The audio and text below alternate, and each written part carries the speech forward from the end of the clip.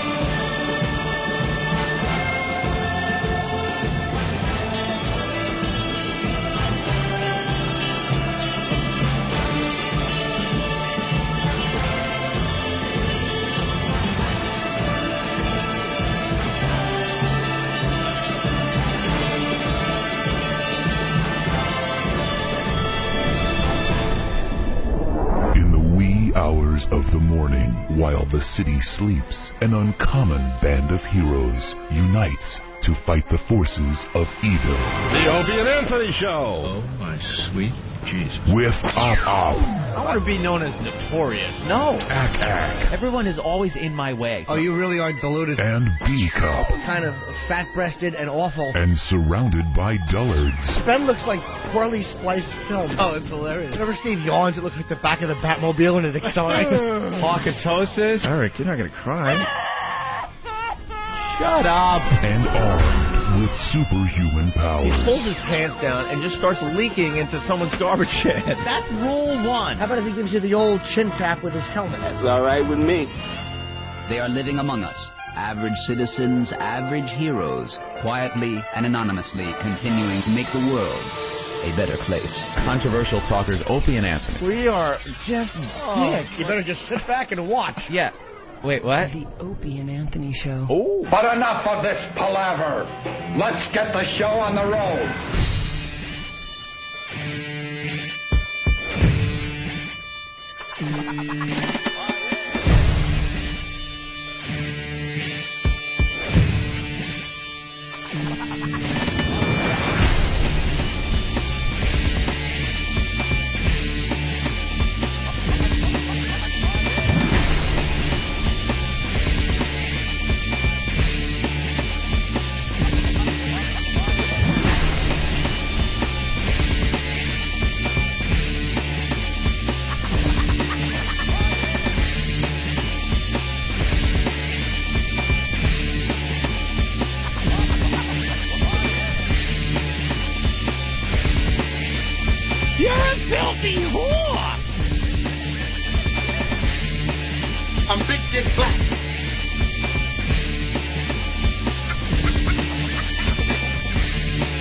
Not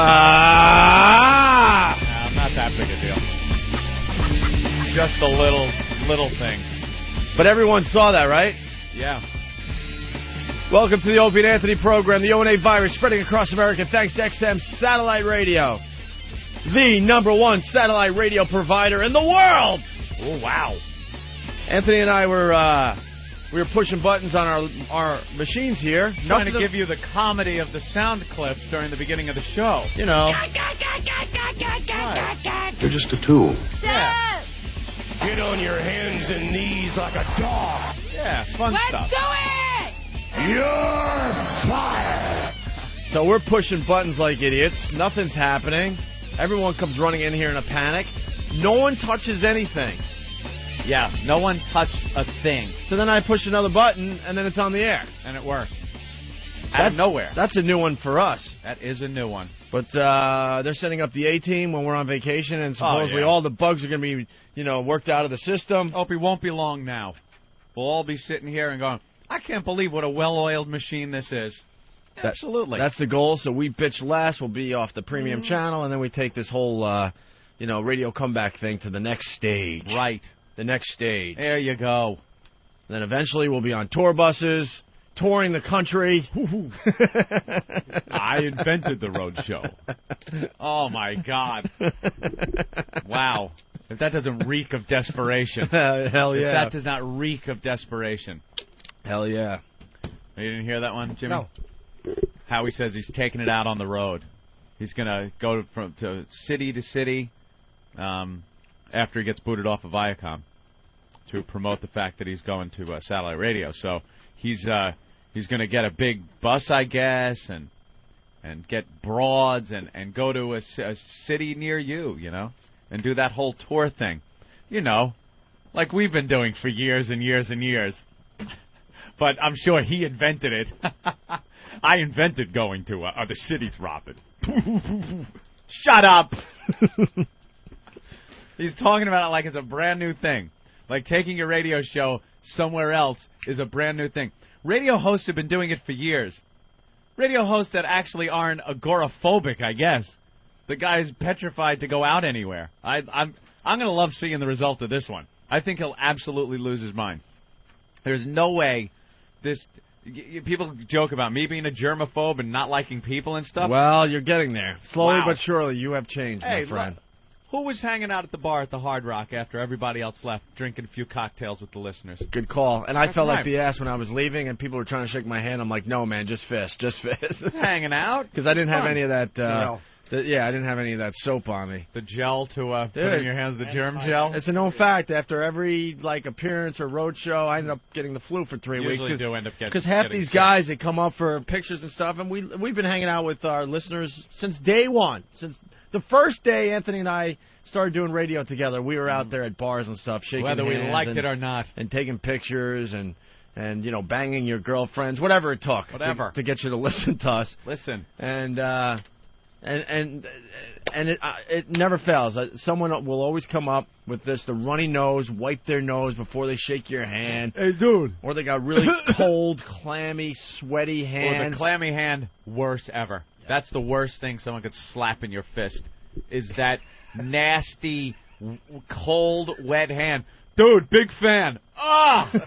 What is that? Get your hooker strangling fingers off of me. Jesus You could Christ. just feel the virus moving on his hand. Oh, guy's been catching trout with his hands in a river. Right. He came right there to shake yours with it. That cold, wet, slimy hand. Oh, I'm a little nervous. Yeah, you are. Yeah, just a Ain't bit. you? Eek. Just a bit. And because of your nervousness, now I have to have the flu for 3 Yeah, weeks. Thank you. I got this thing on me, this Right. film on my hand. Whatever that is. Yeah, I got to get some of that gel. I don't Isn't that awful? You got to walk around and go, hey, how you doing? Wash up. Well, what happened after our Hard Rock Cafe thing, shaking a lot of hands, kissing a lot of babies, taking a lot of pictures. Yeah. As soon as we were done, we stayed another hour and a half, 2 hours, and I went right to the bathroom, scrubbed up nice. Yeah. Real nice. Now I'm nice and clean. Doesn't that feel good when you wash up after those things and you know all those germs went down the drain? You kind of walk out like a doctor coming into the operating room with your hands up in the air. Oh, yeah. Sterile. And then I forgot that as I'm leaving, people still want to shake hands and stuff. So now I look like asshole guy because I'm like, no, fist, dude, fist, on the way out, fist. Did you hear about the new thing? You just kind of bump the elbow. Right. There you go. This is the new cool thing to do. Yeah, it's Bump Elbow Thursday. Don't touch me, you slimy person. Anyway, it's Monday. It's awful. Hi. And, wow, the show hits the road again today. Right after the show, we're jumping on some trains, going down to D.C. for 2 days. Going down to D.C. Oh, we love these trips. Woo! Well, we're going to revisit some characters down there. We're going to be talking to D, Cricket. Yeah. And the Mad Mexican. Yeah. And some other fine folks from the D.C. office. And or the D.C. compound. Meetings. We have meetings set up. Have you heard about any of these? I don't know. Yeah. Great. Wait, how can this guy be on 2 channels at the same time? Hey, what's going on here? Hey. Wait a minute, I know how it's done. What? Yeah. What happened? I know it's done. Wow, that's like... That's really weird, because his mouth's moving over here, but it's not moving over there, and they're both saying it's exclusive, and they're both saying it's live. What? What the hell? Are we getting tricked? No. How are they doing that? The camera's closer in on one. That's all. The lady's next to him right there. Yeah, but how are they both asking him a question? They just did the same. They both asked him a question. Oh, maybe one's on a 5. Oh, yeah. Terry Schiavo's husband is one taped. Is on 2 of the morning shows doing a live interview with Barbara Walters and with what? One is taped. There was a whole article about this in the Post the other day. Oh, yeah? These two, how ABC and NBC are fighting over the guests. So one now, what the deal is, one of them gets a tape, and they can run it at the same time. Wow, I think interesting. it flip-flops. How about that? They alternate, one taped, one live. These news channels, man, they're What just scumbags. they're so competitive. You know, the Schiavo case, oh my God. Let her go. Enough. Let her go. And she's not smiling, you idiots. That's part of her condition. That's how I sit in the XM meetings. I'm like Terry Schiavo. Smiling a little bit. There's just vacant stare at Elo. And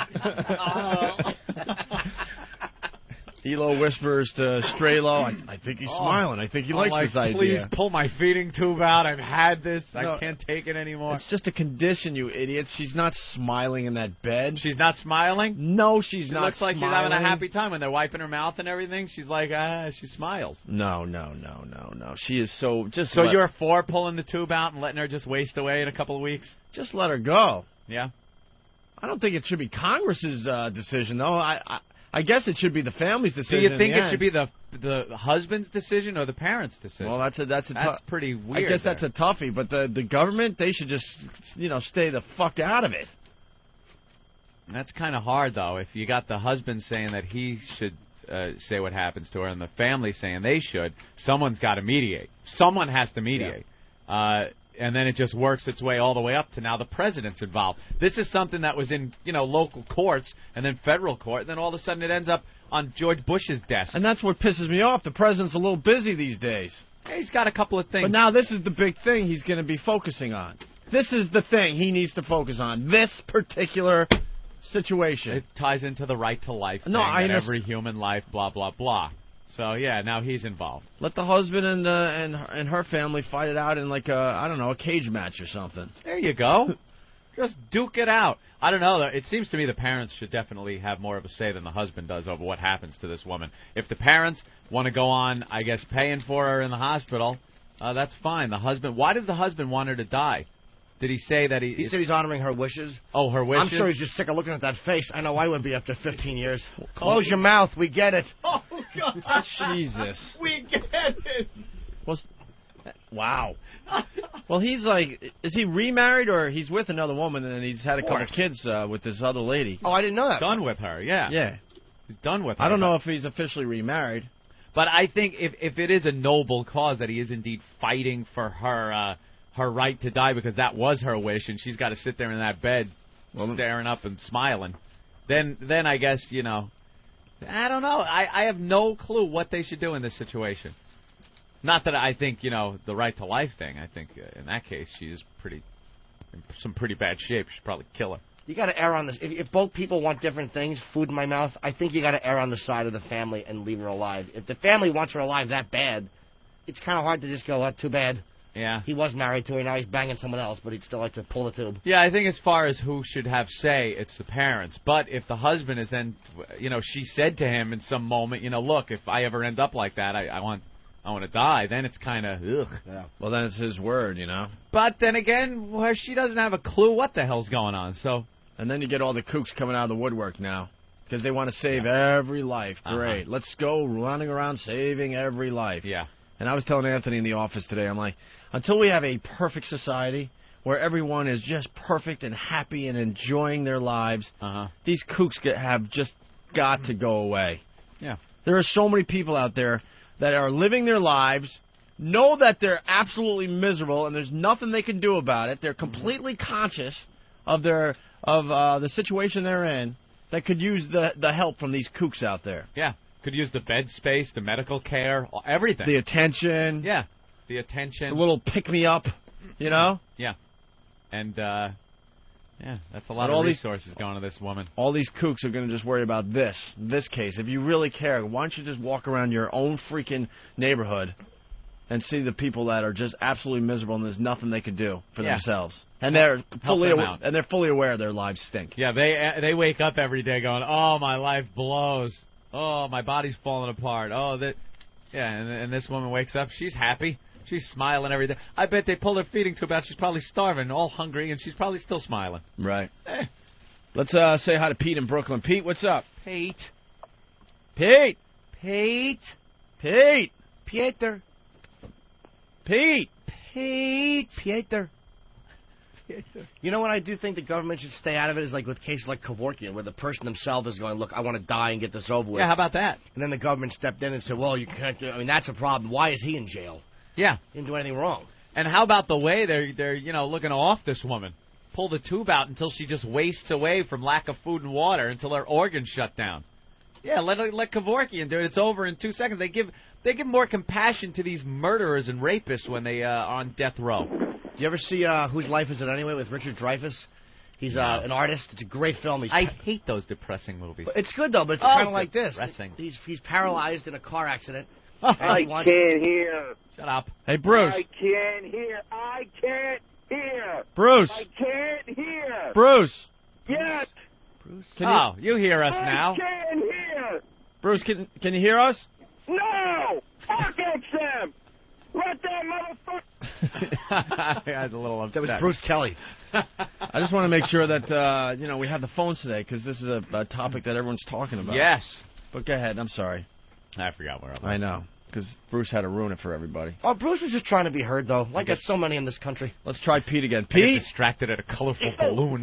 I'm like, what? What was I saying? I don't know. It's the most important thing when it's spilling out of my mouth. And then the second I get distracted, huh? What? I don't know. Got ketchup? Got ketchup. Oh, look. Hey, Pete. Pinwheel. Yes, sir. All right, what do you have? I got the solution for Terry Schreiber there. Yeah. Yeah. Put her in the movies. Oh, the old Bill Hicks bit. Can we find that bit? That's right, sir. Put her in the movie. The Bill Hicks bit is great. You make the ultimate stunt double for a couple rounds to the face. There you go. Who's Terry Schreiber, sir? I know. Terry Walk Schreiber. out. It's one of the Kennedys. Yeah, Schwarzenegger's banging her with her mouth open. Yeah. Well, that was big news. Big news over the weekend. You had to see that face on TV. I didn't know he was with another girl, though. See, I didn't know that. She said. Yeah, I don't know the exact details because, whatever. I got a life to live. I can't be that bothered. Can't be bothered. I could skim over the news. Yeah, like these kooks out there that are going to, waste all their efforts on this when there's so much else going on that Got the Post deserves your attention. Huh? Post really does. New casino game card. That's half the front page of today's Post. Oh, yeah, that's the big important thing is their little gambling, their little try your luck. The papers here in New York, I'm sure your local papers in your city that you're from out there, do this every so often. They have these little games of chance that the newspapers do. And I guess the Post is doing one based on poker. And then the Daily News has been doing this scratch and win game, which I pointed out as being this. The newspapers are so goddamn cheesy around here. You open up the Daily News to like page 2, and disguised as a news item is janitor wins in scratch-off game. And you're like, oh, what is this? And you start reading it, and you realize it's a fake news story just telling how this janitor won a Daily News scratch-off game. So they're using the newspaper, presenting this fake news as headline news here in their newspaper. So that's bugged me for a couple of months now. And yesterday, I guess, or Saturday was it, they have these game cards that come in the Saturday paper. You scratch off the numbers on these game cards that correspond to the numbers printed in the Daily News that day. And if you get 3 of the same numbers, amount prize, you win. That's how it works, like any scratch-off game. Well, people started looking at their numbers and scratching off the tickets, and lo and behold, a bunch of people ended up $10,000 and $100,000 winners. A shitload of people, including our own producer here, Eric. He is a $100,000 winner in the scratch-off game. What? Yeah. Well, it seems there was a misprint in the paper. When they printed the numbers you were supposed to scratch, the newspaper printed number 13, and it was supposed to be number 12. And number 13, in a lot of cases, was the last number you needed to win either $10,000 or $100,000. So a bunch of people won. The Daily News put out a statement saying it was an error. If you send in your winning ticket, it goes into a drawing. We'll pull one of the numbers out, and you'll win, I guess, some type of prize. Now, I've been watching the news, and I've seen some people that are complaining that they should be given the money. Mm-hmm. And a lot of the cameras for the news stations that are trying to get these angry people ended up in the Bronx and Harlem for some reason, and they are demanding, I want reparations. That's demanding their $10,000, $100,000. I want my $100,000, motherfucker. There's how many people won? Quite a few. I don't know a number, but it was quite a few. Quite a few have won $100,000 each. In one family, a person won and the grandmother won, and they were calling each other, I won $10,000. My God, Lordy, I won too. And I was listening to the news, and they are angry, and they want their goddamn money. They should get it. Why should they get it? Because the paper, hey, look, too bad. Don't run something like that. You want to pass it off as news, and then it's like a lottery drawing. I agree. Too bad. I agree, and I would agree, except for if you turn that card over, it specifically it says that? has this scenario on the back, and if it happens, you will then put your ticket in a hat, and they will draw it out. It says it on the back. They have no right to this money. Oh, okay. I believe it might be a reading problem. If you flip it over and you can read the back, perhaps you'll realize that. Did Eric have to apologize for his fuck you Ope at 12 o'clock in the morning call? I quit. Click. Opie, you are a bum. He's trying to order a boat with 3 propellers. Oh. Easy come, easy go. I had it and I went with it. Me bag of shells. Yeah, here it is. Look, she's crying. They got a woman on TV right now crying. Because she thought she won. I thought I won. I can't wait. Really see. I don't know if it's the news. Look, I don't know if it's the news' fault, but they really do focus on the African American people in cases like this. Not really, man. I have not seen a white person complaining about this yet. Look, I don't know. I see so many more minorities buying these things. Yeah. Well, I'm talking about when you go to the store to get the actual tickets than Whitey. It's simple as that. It is. Is Whitey buying? Of course. But whenever I just want to pay for my stupid newspapers and I have to wait, it's never a bunch of white people in front of me getting their scratch-off tickets. Give me a 5 win for life. Right, exactly. I'll take that bingo. I'll take 7 Lucky Charms. Give me that Lucky 7 game. Whatever. I'll see a Lucky. Right. Lucky Charms. And they got to scratch it on the counter right in front of you. Yeah. Can you move? I'm trying to buy something here. And then the idiot with the pencil and filling out the lotto. God, I just want to pay for my newspapers. The lotto. Are you sending in? Are you going to send in the ticket for the drawing now? Yeah, and what they also said on the news, too, is that to file a claim with the insurance company that backs this up, so you do both. Yeah. Dude, they got a nightmare on their hands. Because you know what's going to happen? This is where it gets interesting. There's going to be a couple idiots that are going to come forward and go, hey, I thought I won 100,000, so I bought myself a Mercedes. I went out. Right. I spent. I went on a shopping spree. Oh, so wait a minute. They just not paying attention to what it says on the back of the card. Yeah. They didn't read it. They're not reading the But back there's of going the to be card. there's going to be some opportunists out there, also known as a lawyer. Yeah, That's going to true. step forward and go, well, my client thought she really won $100,000, and she put a down payment on a brand new home and bought a boat and bought this and bought that. Let me see the ticket. Let me see the ticket. This thing is, this thing on the back has a disclaimer, and it says, if any game card submitted for verification, validation, if it's ineligible, if there was an error in the event of a printing, production, or other error, this was an error of an irregular game or an irregular game card occurs, neither the Daily News nor Blair, which is the insurance company, shall have any liability. If due to a printing, production, or other error, more prizes are awarded for any prize level than were meant to be awarded, a random drawing from among all verified prize cards will be made. That's right there. It says this situation. There was an error in printing, and you're out of luck.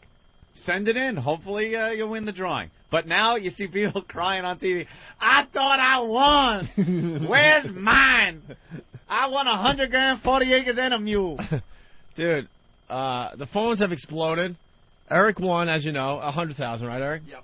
And there's like 3 or 4 people on the line that won as well. Oh, they won also. Right. Here's another $100,000 winner. Terry Schiavo won, I heard. Too. Right. The winner. She smiled and everything, and now she's all depressed. 100 grand. I can't believe someone won 100 grand. Hey, hey. Oh, they're ripping us off. Hey, ho. Here. Send me up with this. There you go. Ira, what's up? Ira. It's funny. You got to picture this. You wake up on a Saturday or Sunday morning, yeah, and I'm going through and I'm scratching off the numbers, and I check it the first time, and it says I won 100 grand. Oh, boy. So then what do? You go and you do it again. You just look at everything again, and you say, did I do the right numbers? Did I do this? Oh, my God. That's really that is really bad. Now, I don't want to wake up the wife. I don't want to wake up the kids. I just want to sit there and look for a while because I'm sitting there going, I can't be this stupid. Right. Make absolutely sure. So I'm sitting there one more time. I take a look at it. So now I'm walking around the house. I go, this can't be. It doesn't happen to me. So 10 minutes later, before I do anything, my friend calls. We played Hold'em the night before. Yeah. And we were talking about it because we're both an advertiser. And he goes, you're not going to believe this, but I won $50,000. I go, well, you're not going to believe this. This whole thing is bullshit because there's no way we could both win. Yeah. It's impossible. Yeah. But can you imagine that feeling you get for 10, 15 minutes? Oh, dude, were you thinking about what you can do with that money? You know what? I really never believed it. Right. I'm just sitting there going, it's not like when you hit the lottery and you see the numbers. I just never believed it. I figured something was going to happen. And that's why a lawyer will step forward. Now I got the angle. What's the I angle? thought I won 100,000. I'm all excited. I'm all Right. freaked out, and now I'm depressed because I learned that I didn't actually win the 100,000. Now I'm in massive depression. I'm in massive depression. I need meds. Yeah, I'm so seeing a doctor. Everyone will send in the cards, and everyone will get $25 if they get that much.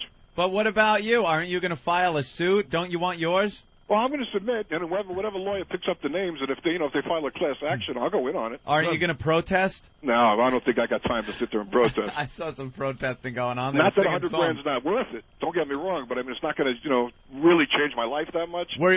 Did you actually feel better than your friend did because you didn't win 100 grand and he only didn't win 50? Were you making fun of him? No, we were just sitting there going, we must be the 2 biggest schmucks in the world. That's funny. Very good. Yeah, it kind of brought it home when he was saying you scratch it, you look, and you don't know that there's been an error, so you're looking at the card, looking at the paper, really thinking you won. But you know what they did wrong? The one thing they did do wrong that I saw on TV, and I think these people were right down in Brooklyn and the Bronx, is they had all day to just release something to the news stations. So that these people that really need, I mean, everybody could use 100,000, don't get me wrong. Sure. But I mean, these people that could really use it to change their life, they could have knew about it yesterday. They didn't have to wait for the Daily News to come out. Yeah, they didn't. When did they inform people? Today? They didn't inform anybody until they put it in the papers, Sunday morning's paper. Wow. They had all day Saturday. They knew they screwed up. Right. And they didn't go to any news station because they didn't want to admit the mistake. Jesus. Yeah, they were going to just probably try to hide. I can't believe they really thought it would just blow over. You know who doesn't care about $100,000 though? Opie. Yeah. He don't care. That's nothing to him. That's really nothing. Well, if I had you guys' money. He spends that on a dresser. Yeah. All right, guys, thanks. All right, thank you. Let's go to Kyle in Jersey. Another $100,000 winner. All right, Anthony. congratulations. Kyle, Hey, what are you going to do with all the money? no, I didn't win it. My girlfriend's father won it. Oh. And he's sitting there. He looks at it. He reads the paper the next day. I'm sitting there with him, and literally a tear comes out of his eye. It's a 75-year-old man. I just couldn't believe that this was all a lie and that this wasn't true. He was, preparing for a getaway cruise, and just literally put his head on the table for 20 minutes. I thought the dude was dead. Oh, man. Punching out. Yeah. All right, thank you. Poor people. You got to figure that emotionally that could get to you a bit. Yeah. Especially if you could really use the money. Good. All of a sudden you scratch and you see that money and all your problems are solved in like one instant. Well, Anthony, this reminds me of the time you and I gave away $100,000. Well, it was $100,000. Same thing. $100,000. That's right. Oh, very different thing, Jimmy, in this context. Yeah, we were very smart. If we said 100,000, we'd have been in big trouble. We would have got sued, but we said $100,000. You're right, Anthony. You're absolutely right. Exactly. And this is the winner of our $100,000 contest. Hi, who's this? Hey, it's Craig from Waltham. Hey, Craig, guess what? Oh, did I win? You are the 107th caller. No way! Damn it, I won! I won! What? No way, you're kidding, right? 107th. Oh, wow! 107th caller, congratulations. 100 grand, oh my God! You just won $100,000, bro. Oh, Jesus, do you know what I'm going to do with that? What are you going to do with the Oh, $100,000? man, the first thing, I have this old, I cannot, jeez, I got to Calm down, calm yourself. I am the winner! I'm the winner! Well, what are you going to do with $100,000, bro? I got this, oh man, I got this box for a truck. I've got to get a new one. A new, Wait, dude, how are you going to do that with a candy bar? What? How are you going to do that with a candy bar? We just gave you a $100,000 candy bar. What do you mean? We gave away $100,000. It's a candy bar, bro. Congratulations. What? You just won a candy bar. Hey, what the you've been I've been listening to fucking radio for like 3 hours, man. You said $100,000. Yeah, $100,000. We gave you a candy That's bar. a candy Congratulations, buddy. Oh, you guys are a bunch of douchebags. Hey. Congratulations, man. Uh-oh. Like sands through the hourglass, so is the Owen virus. They had owned a chimp, this couple. But the chimp had bitten off somebody's thumb, so they had to get rid of it. So they gave it to this animal sanctuary. Well, they went to visit the chimp because it was the chimp's birthday. So they brought the chimp a birthday cake. And they're standing around trying, I guess, give this chimp the birthday cake. And some other chimps, now whether they were in a cage and got out of the cage or they weren't in the cage, I have no idea. I haven't been able to get that straight from what I've read. But these chimps attacked the couple. And at first they bit one of the woman's fingers. And then the man pushed his wife or this woman out of the way. And the chimps just attacked this guy mercilessly. I mean, they fucked him up big time. The damage report, one was at his head, one was at his foot, but all the time he was trying to reason with them. Hey, look, chimps, could you not rip my face off? What kind of reasoning? Came around and chomped off my thumb. The male chimp, the wife said, my husband must have realized we were in deep trouble because he pushed me backwards. At that time, they both went for him. So they must have seen him go for the woman and thought it was some kind of competition. Lost all the fingers from both his hands. Dude, they chewed off every finger that he owned. And this isn't reattach his fingers stuff. You know those chimps just like mashed his fingers. Ripped an eye out of his socket, so that's gone. Ripped off his nose, a cheek, his lips, and part of his buttocks in the attack. They just started eating ass? And they were tugging on his genitals. Why couldn't they put that? Remember the movie Planet of the Apes? Yeah, of course. This sounds like a scene that should have been in the movie. Yeah, where's the nice, even those apes, they were vicious and stuff, but at least, all they did was, you cut out his brain, you bloody baboon. Look at you. You ripped off his fingers, lips, and buttocks, cheeks. Damn you. Somebody pissed this chimp off. Those things, how do you reason with them? To the point of he went to time. I mean, did they not feed him for about 6 months? Probably he was pissed off that they threw him in this animal preserve many years ago, and he's just been waiting and waiting. Just waiting. Waiting. That son of a bitch will come back. I know his face. He'll come back one day. Is this the son? Guys, this is the son of a bitch that put me here. I bit off one finger. Right. And this is the guy that put me here. This is the guy I've been telling you about. Here he comes. The cage is open. Now's our chance. You bite his fingers off. I'm going to bite his genitals and his buttocks. Opie and Anthony. The virus is spreading. Opie and Anthony. XM202.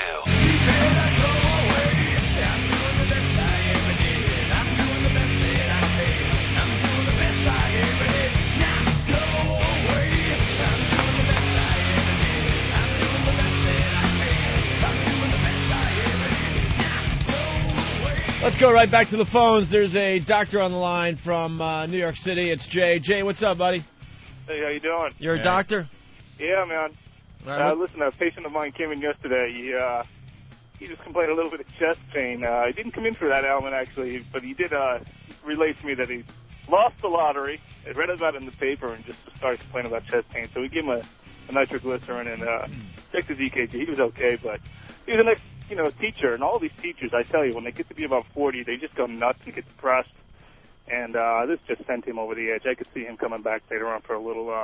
Wait, so the guy claimed. What's that? The guy claimed that he won this Daily News scratch-off game, and then realized he didn't win, so he came in for chest pains.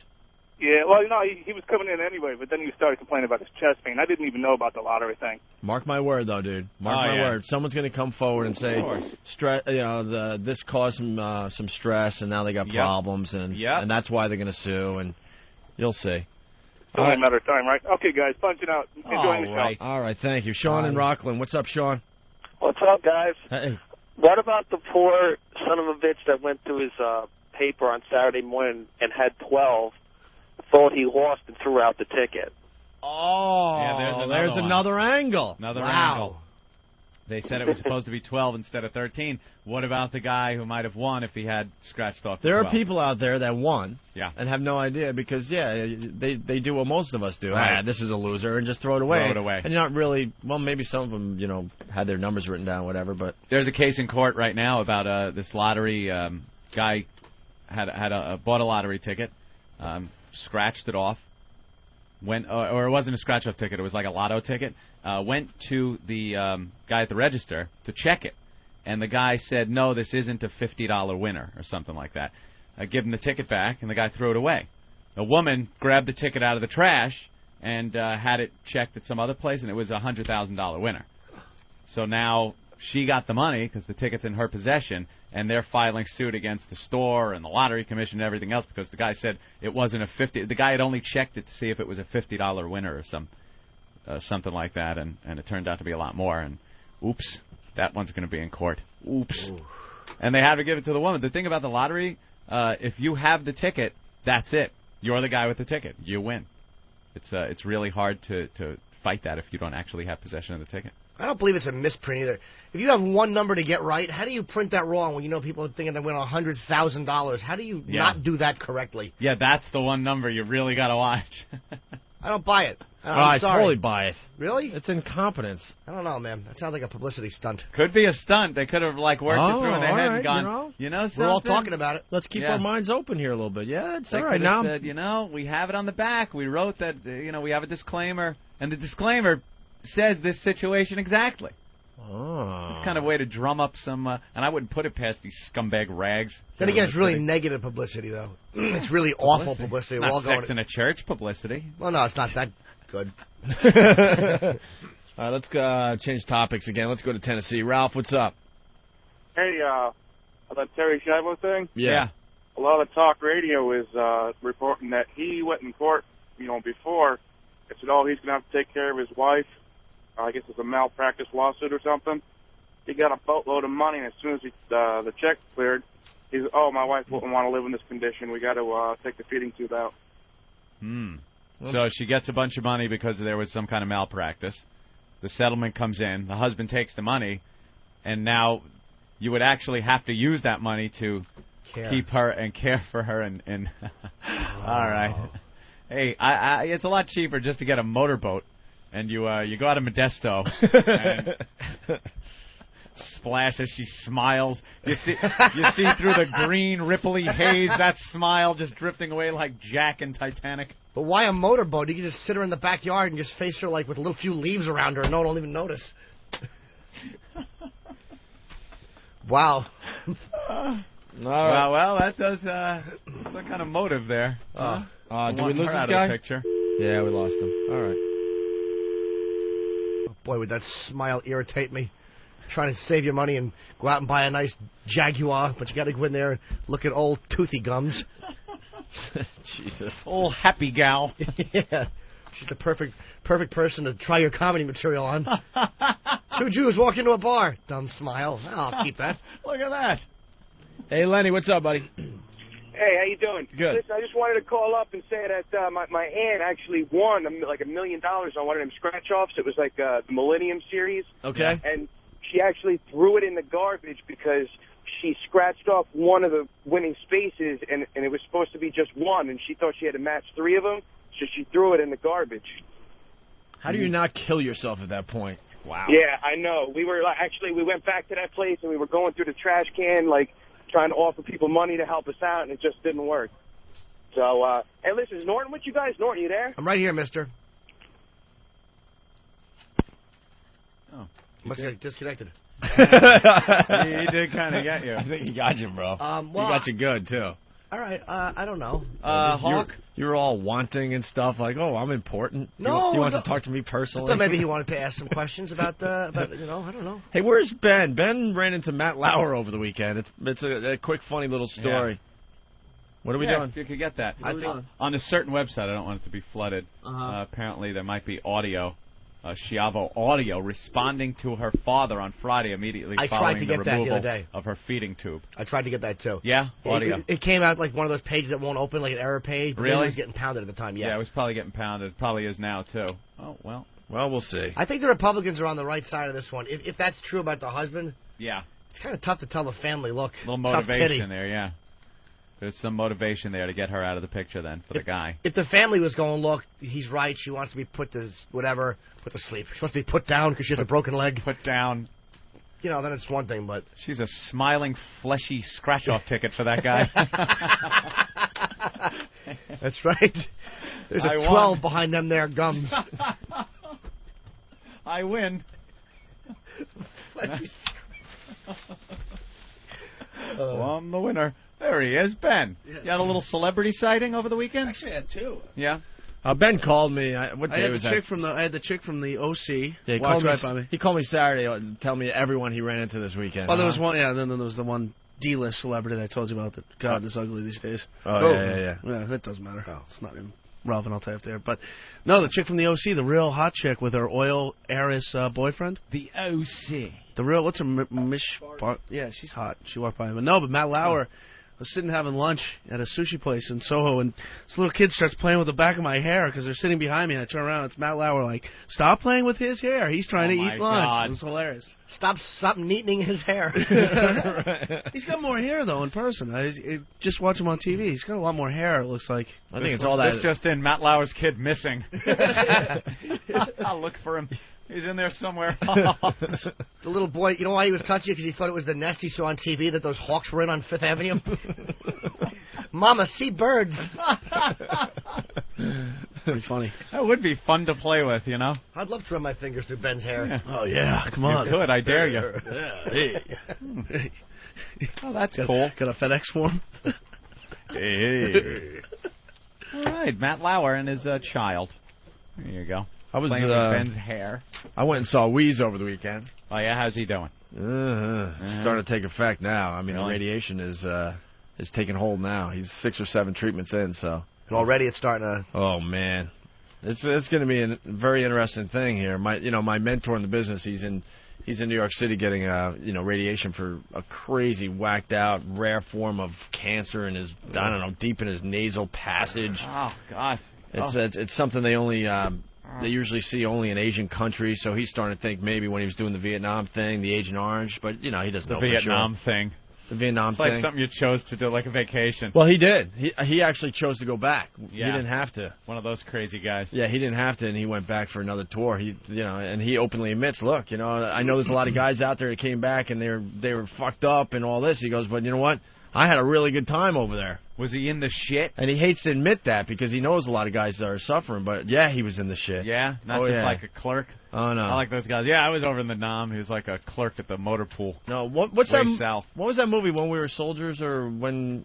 What was that one flick? Oh yeah. Where they all died. They got ambushed, right. Whatever. Supposedly, like Weeze was the guys that came in to take over that company after that whole battle or whatever. I guess he did. No, he saw a lot of shit. So he's way on the east side getting his radiation treatment. He was doing his radio show, but now he's down to only like 15 minutes a day. They just don't want him freaking doing much of anything because what the radiation he's getting for this tumor, it's pretty much going to dry up all his saliva in his mouth, which is going to cause all sorts of fucked up problems. Possibly losing teeth and he's at the stage now where when you get sick and you get that gulp at night. And you can't sleep because all night long your throat's a little dry and you're gulping and you just that's happening already. Water won't help her. It's just I'm not a doctor. He's got all sorts of stuff they're trying to do, this and that, and he's prone to all sorts of sores in his mouth, so he has to keep his mouth clean, and he has to use a toothbrush that is like almost like cotton, almost as soft as possible. But anyway, so I mean, jeez, I know it just blows, dude. He's got 33 treatments. He's only 6 or 7 in, and it's already, some stuff is starting to happen already. But anyway, the point of the story, the other day we were talking about the telescopes and stuff? Yeah, in the city. In the city? Yeah. So I was telling Weeze, because we're really good friends, I was telling him how we revisited the whole thing where a lot of people in New York have telescopes. And the reason I brought up his apartment that he's staying in overlooks some great shit. Yeah. Really good stuff. So I'm like, Weeze, you got to get a telescope, man. So I guess, his listeners up there in Rochester are sending him stuff like crazy. And I go over there Saturday just to say hi and see how he's doing. And there's the telescope all set up and ready to go. Peering out, doing a little peeping. We were rocking the telescope, yeah. There was like a lady in her upper 40s, like suntanning in some kind of black lingerie. Really? That was the Mac Daddy of suntanning. It's been 35 degrees. Saturday it was like maybe 40. It was a nice. Ooh, balmy. I know, 40, 45 in the morning. It was, but it was nice and sunny. So I don't know. We're thinking maybe I don't know. Yeah. That somehow it felt warm on her terrace because she's out there with her coffee and her black little negligee. Yeah. Just kind of tanning for like an hour, and we're just watching her. And then another girl comes out. Then we're trying to figure out if there's some kind of lesbian couple, but nice. No action happened there. No. That was the Mac Daddy, because then you get the other awful stuff. There was like some gay guy pruning his plants on his terrace, and what else did we see? People just cleaning their windows, things like that. But it's like fishing. You never know. But the telescope thing is awesome. And then he overlooks like another building with a lot of apartments, and you could see other people's telescopes looking at you. People know. They know how to entertain themselves when you live in an apartment building like that. I got to give the Gooch from Cleveland credit for his line. Yeah. He writes, Dear Terry Schiavo, I hope you get better and your feeding tube goes back in you soon. Your grandson, Frank.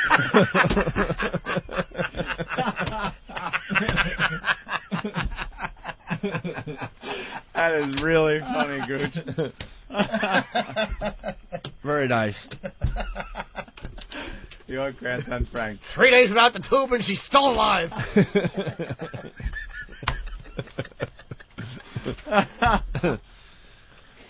But anyway, that's the Weeze update, because a lot of people have been emailing me personally about it, and he's doing all right so far. And there's a link on all our websites, a website called kickcancersass.com, because Weeze is trying to do a good thing and actually raise money while he goes through this hell and back. So how many a week does he got to get treatments?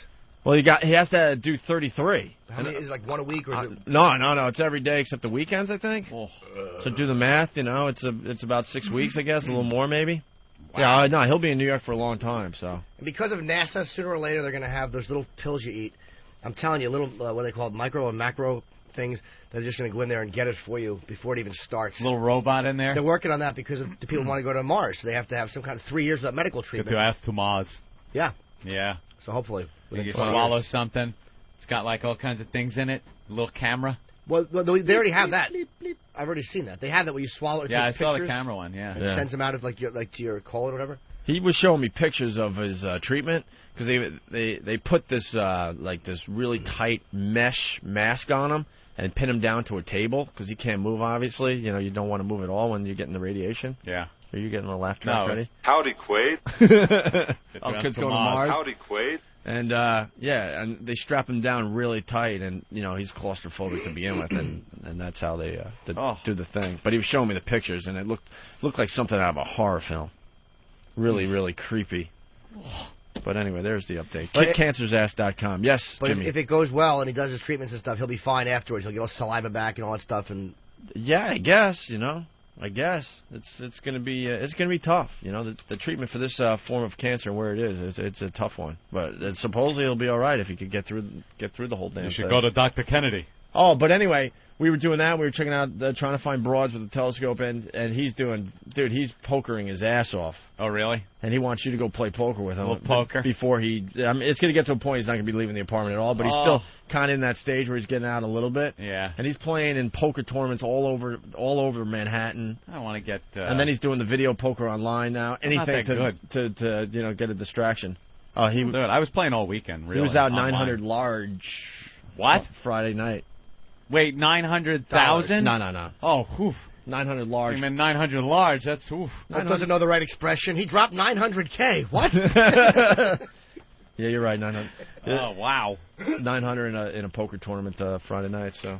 I was doing a lot of the, they call the sit-and-go games online, where it's a little mini tournament at a table.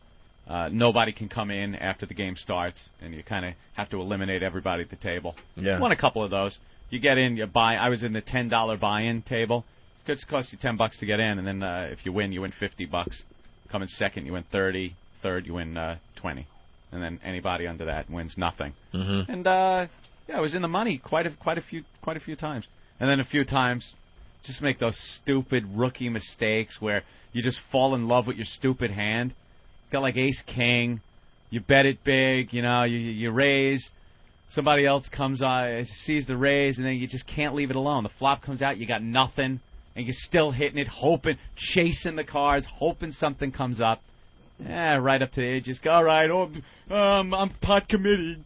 And then you got to put more money in. Just stupid rookie mistakes. You should play in like some live tournaments. Yeah, I just a little little more all over the place. A little more online. Yeah. Believe me, I know I'm getting better at it. And then one guy I'm playing over the weekend, and some guy takes me for a lot in one hand, and I said nice hand, and he goes, thanks, love the show. Oh really? I'm like, I just made a dope ass mistake in front of a listener. I'm surprised he isn't calling up, talking about what an ass I am and how bad I play. Yeah. The guy's great. He just goes on there and gives away money to people. Fantastic. And then Saturday night, I went to Caroline's and I saw Mitch Hedberg, who wants to do the show today, which is weird because we were trying to get him on the show Friday. I went backstage after the show to give him props, and he was freaking out. He's like, dude, I want to do you and Anthony's show, man. Yeah. And I don't know what the deal was with that, but I guess he might stop in today. I told him what to do, and we exchanged numbers, so we'll see what happens. Yeah. Because we have Ozzy coming in and Rob Halford today as well. So. Ozzy Osbourne. What's the deal with Mitch Hedberg? What's the inside scoop on this guy? Because I'm thinking, I was starting to think that a lot of it is an act. Because backstage he was not completely normal, but a lot more normal than he was on stage. And then I watched him kind of cross the street with his friend outside Caroline's, and I'm thinking, wow, man, are we all being taken? Because if you know about Mitch Hedberg, he basically goes up there as a major like stoner. Yeah. And like he could barely stand up, and he does like I don't want to insult the guy. I mean, I think his act is very original. It's sort of a Stephen Wright meets kind of like early Carlin meets. He's got his own thing going on, I guess, but it's a lot of one-liner jokes, basically, and observational humor. His writing is great, though. I mean, he comes from a really weird angle. Like, it's never a traditional punchline, which makes it very interesting. You know? He's really interesting, and he's a very funny guy. Yeah. But yeah, I don't know. I mean, I haven't seen Mitch in a long time since the Comedy Cellar. He used to come in to work a lot, and he was always pretty normal when I would see him. But you never know. There's the rumors that he gets really high. Yeah, because Saturday night, he has 2 drinks on stage, and all of a sudden one drink just crashes to the floor, and then later on in the set, he decides just to lay down on the stage and do a few jokes that way. And then he sits with the audience for a little while and just kind of gives them the mic, like he's too fucked up to continue. How did he go over? Well, I actually ended up going Friday and Saturday because I had nothing to do Friday, and Eric went, and he had an extra ticket. Friday, it was shaky at best, but Saturday was a lot better. It was shaky at Friday. It's kind of good to hear that a guy because Mitch draws all over the country. Dude, it was kind of nice to hear that. It was standing room only. It was unbelievable how packed it was. And then he takes out like an old man pipe, the kind where you kind of hold it like, you know what I mean, right? Almost like a Sherlock Holmes. Yeah. Yeah. And then he was doing like one-hitters on stage during the show. You gotta love that. But I don't know what was in the pipe because someone goes, "Hey, what's in the pipe?" And Mitch goes, "Wouldn't you like to know?" So now I'm like curious about this guy. I'm wondering if it's an act or if he does get fucked up, but not as fucked up as it seems, Because there was rumors that he was on heroin and he was doing it so much that he had gangrene in his leg. Oh, yeah, that was a rumor. Really? I don't know if it was true. I heard that it was true, but again, in any business, the rumors get distorted just like they do everywhere else. So that could just be bullshit too. But then, is he smart enough to know these rumors are out there and then plays off them? Is he doing sort of like an Andy Kaufman type thing? Yeah, maybe. I'm really like interested in this guy's story now. I believe he missed dates on the Attell Lewis Black thing, but again, that could have been for other reasons too. Yeah. Yeah, if I remember correctly. I mean, he does look really messed up when he's on that stage. So, yeah, I don't know. Got a little thing going for him. Yeah, can we play some Mitch Hedberg into break maybe? How did your gigs go down there in Florida, Jimmy? It was good. I mean, small crowds, but again, you definitely started to feel the presence. And I never drew in West Palm before, so I was happy. I wish there was more people, but. I had to switch that last date from the Sunday to the Thursday, which kind of screwed a lot of people up. Once we're off the premium, opens up the show to a lot more people. It's starting. Did you hear some of the promos for us coming off the premium? No. They're announcing April 11th. Why? Yeah, see... Eric knows the answer You know to the this? answer? Because I'm listening thinking, we're going off the premium April 2nd, and what we're doing is playing a lot of best of stuff with us introing them. Yeah, this is a lot different than all those other times we took vacation. It's not just throwing crap at you and just hoping you enjoy it a second or third time around. This is like Ann and I sitting down and Jimmy introing a lot of these bits, and then we had Bruce Kelly come up. He interviewed a bunch of people, so it's going to be a lot of new material. A lot of new stuff within the best of. We have the best of in there because we want some of the new listeners that are brand new to the show because they didn't pay for us. They're just kind of on the platform. We want to get them kind of caught up so they can kind of get a feel for what we're all about. But now they're promoting it, so... I think I got the promo. Those listeners, why won't you promote the fact that we're off premium April 2nd so they could listen and get caught up, even though we're not live? I listened to this and I was like, what the... Here's the promo. I've just been handed an urgent and horrifying news story. Beginning April 11th, the Opie and Anthony Show will no longer be a premium service. Thank effing God. Opie. We're brilliant broadcasters. Anthony. I still find the most immature things funny. And little Jimmy Norton. Every time you just start to enjoy their voices, I pipe in and spoil the whole thing for you. You'll hear them and the rest of the Opie and Anthony Show beginning Monday, April 11th, as part of your basic XM subscription. Well, I'm very happy for you. First of all, let me acknowledge that's a very good piece. Steve, are you? Yeah. Fantastic. Very funny. Very good piece. Gets the point across big time. But why April 11th? Because the initial piece of email I got from, I might have been from Kevin down in D.C., but now I'm not even sure because I've cut so many of these effing promos in the last 2 weeks, said April 11th. And I think the decision was the ones we run in-channel are going to say April 11th. The ones we run on the non 202 or the non-XL channels are going to say April 2nd because basically we're coming back live April 11th. on a non-premium because everything else is worse stuff. It was confusing. Yeah, I'm sure you clear that up. I'm more confused than ever. Yeah, now. I know. Are the April 2nd ones running on the rest of it? Yeah. Can we hear one of those? So why don't what? So why in that promo? Whatever. Yeah, I really need to just program this channel. I think there's a bunch of dummies that don't know what they're doing. Well, I think Steve did a nice job on that. No, one. I'm not saying. I'm not saying Steve. He's doing what he's told and with copy and stuff. That promo doesn't make sense whatsoever. If you're going to go down that route, then it should be, when they're on vacation, they're off the premiere now, and you get to hear them live starting April 11th. Right. Yeah, that's the promo. Uh-huh. Oh my God, this is like programming 101. I did a better job programming my college radio station when I was freaking 18, 19 years old. Ooh. You got it? Let's hear this. The worst of the Opie and Anthony show. This is what's so funny. Like, people just assume we just hang out all the time. Like, I haven't been to Anthony's new place on Long Island. Once? You were there once. No, I wasn't. When I first moved there. No. You stopped by? No? Wow. No. You stopped by? No. Okay. Are you cheating on me with another radio DJ? Oh, well, no. Did you just put your foot in your mouth?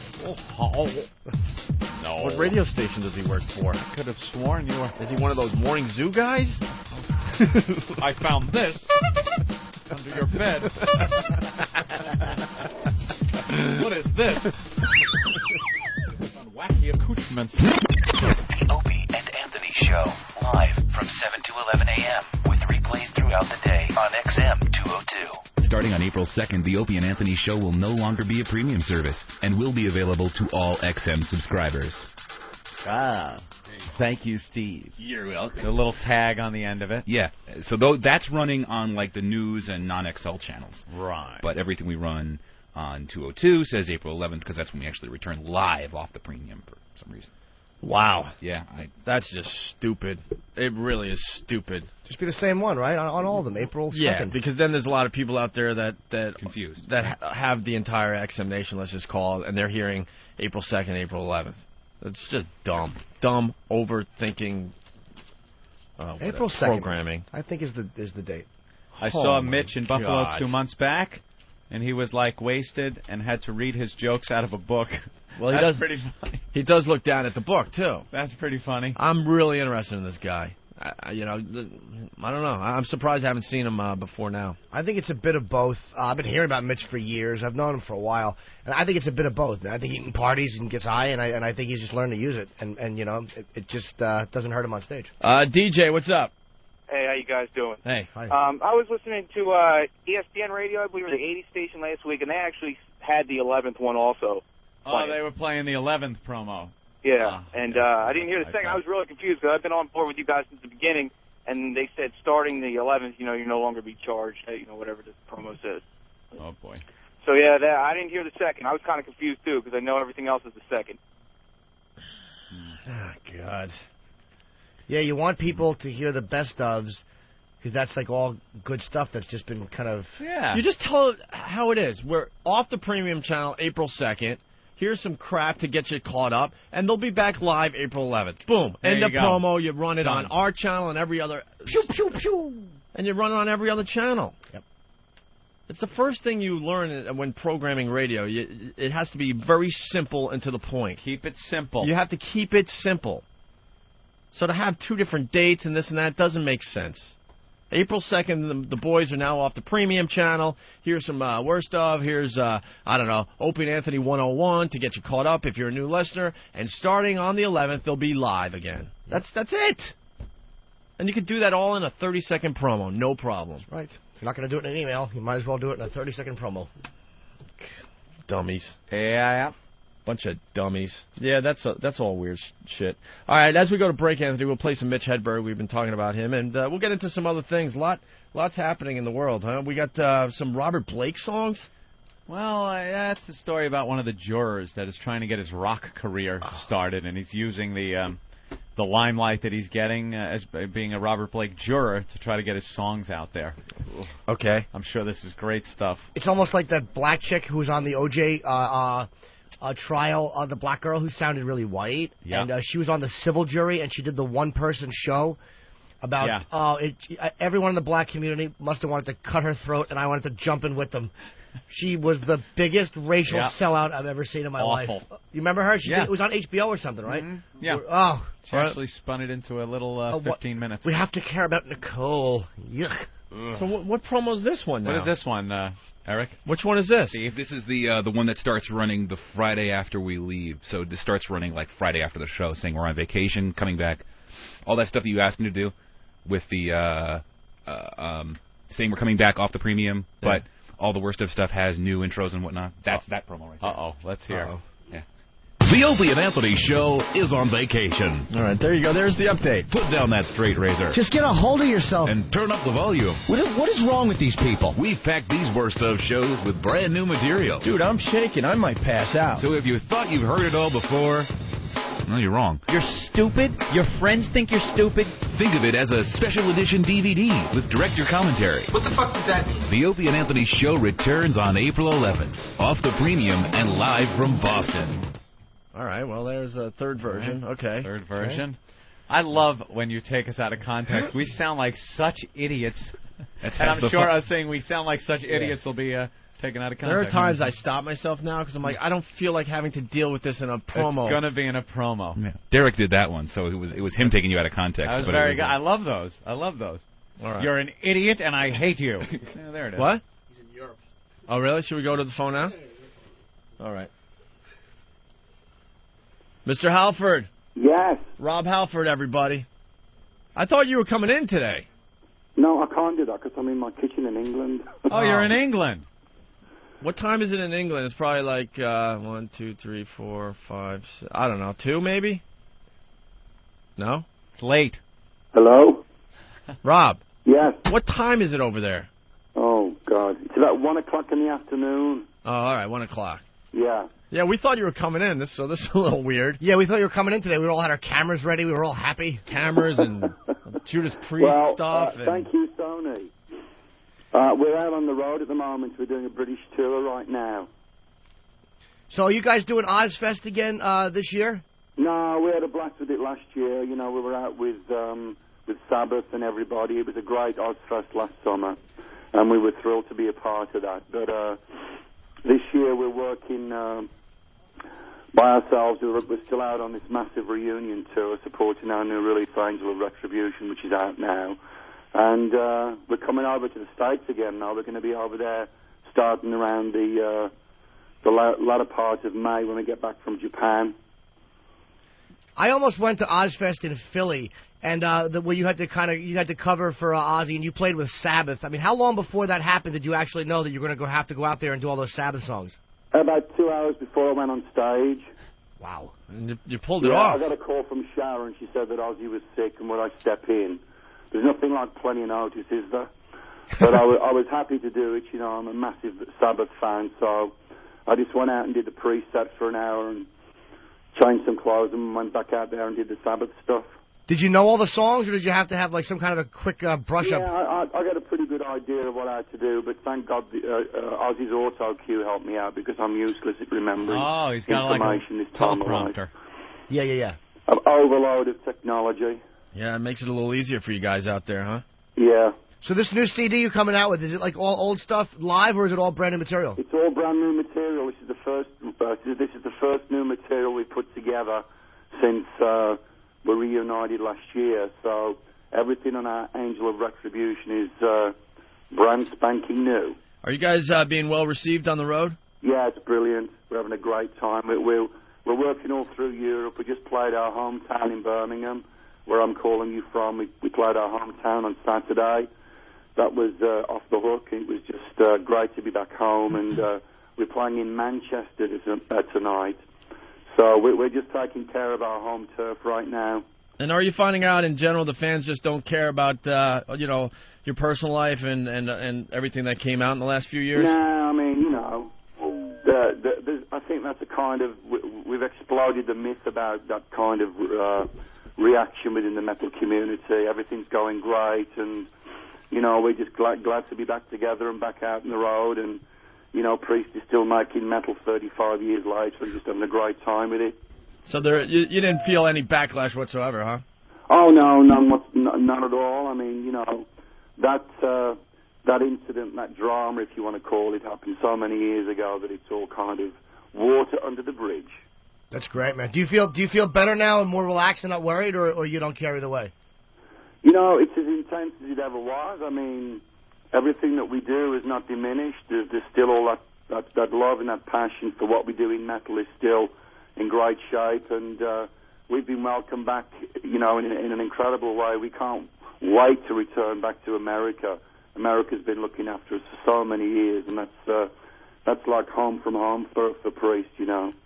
What made you guys want to get back together? Was it like a money issue, or did you just get sick of the solo stuff and you just missed the old stuff?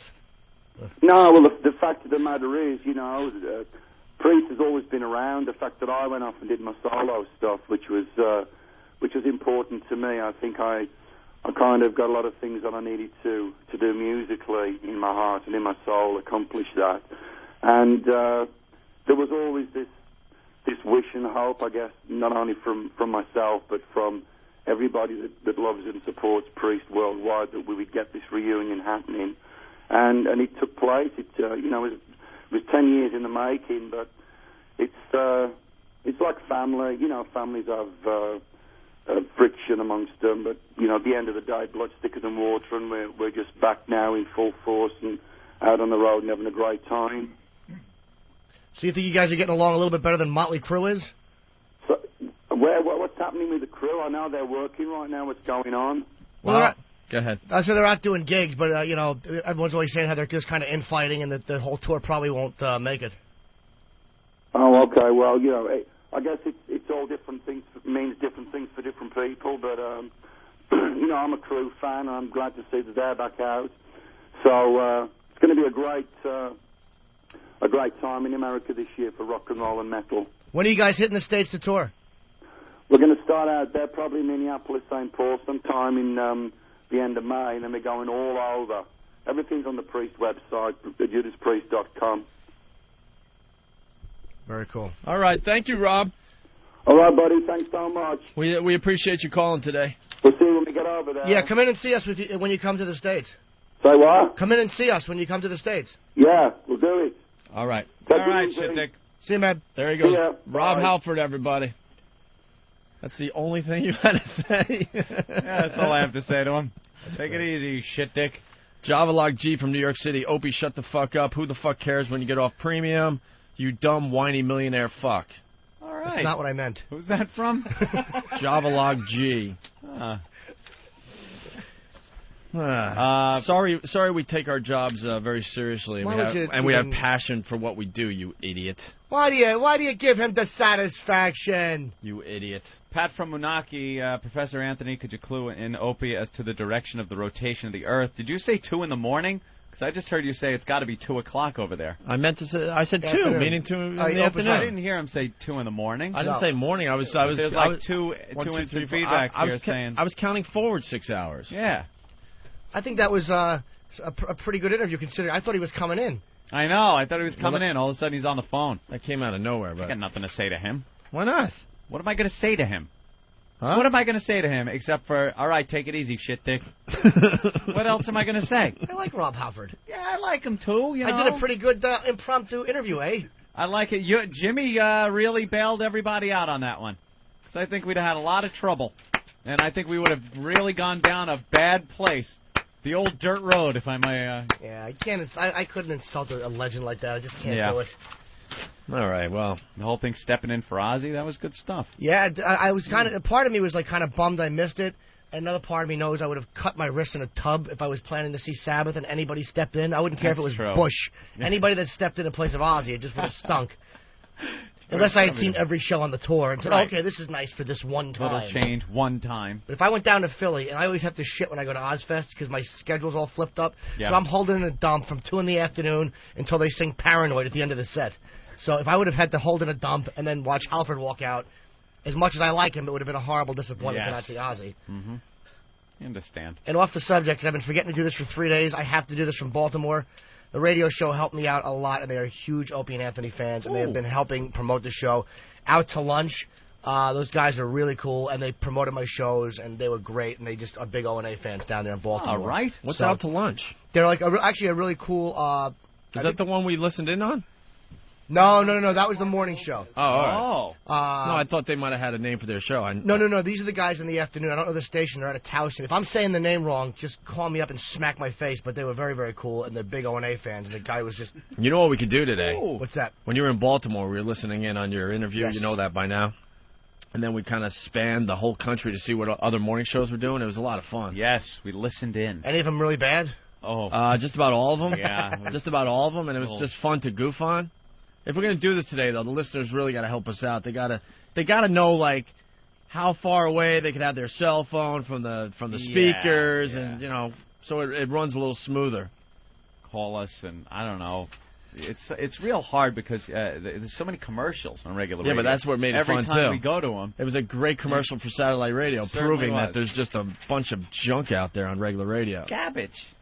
And by the way, Javalog G, you just don't understand this business. We need people to listen to our show. We need this show to grow.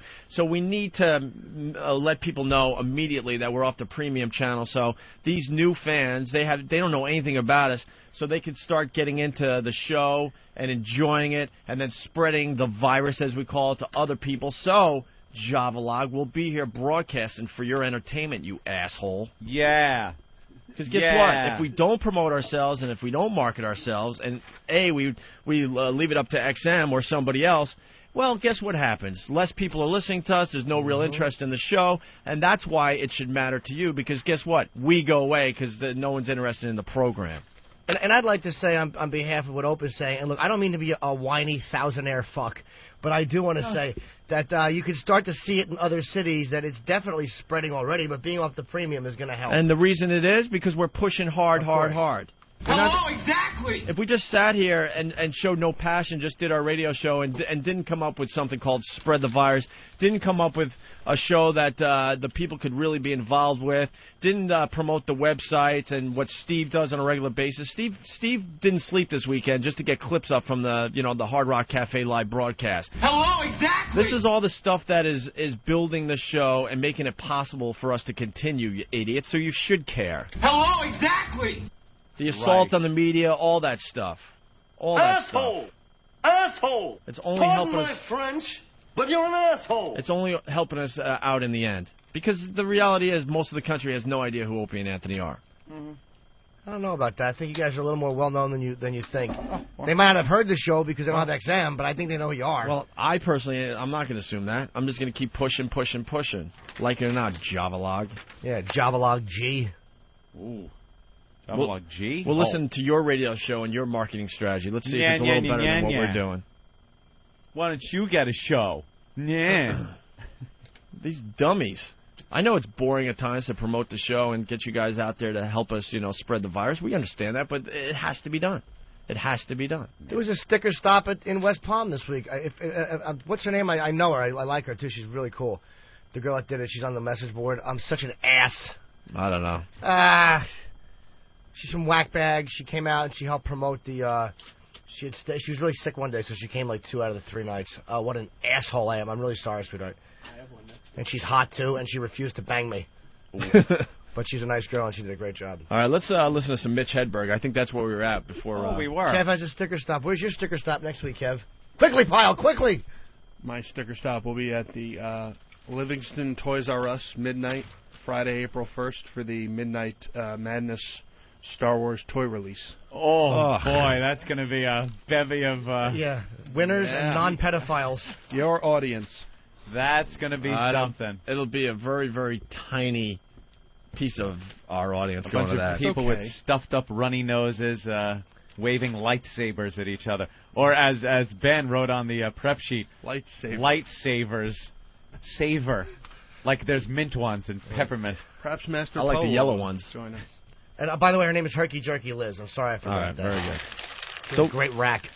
Let's get the show back on the road here. We were talking about Mitch Hedberg a while ago, and here's a little sample of his comedy as we go to break here. Now let's talk about the differences between frogs and bears. Like when there's a frog around, I don't have to hang my fucking sandwiches from a branch. A frog knows they are for me.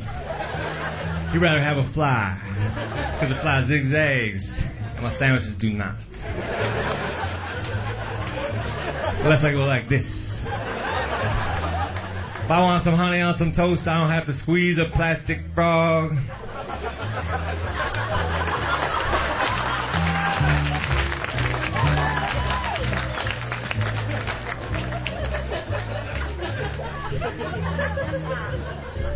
Alcoholism is a disease, but it's the only disease that you can get yelled at for having. God damn it, Otto, you're an alcoholic. God damn it, Otto, you have lupus.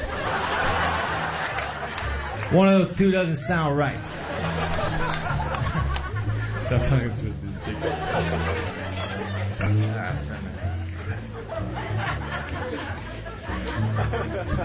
If you have to release bad news to the public, it will help if you are not ugly.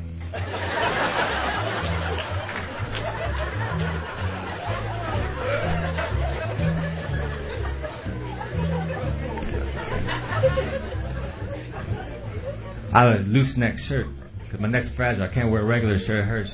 I especially hate turtlenecks. I wear a turtleneck, it's like being strangled by a really weak guy. All fucking day. If you wear a turtleneck and a backpack, it's like a weak midget trying to bring you down.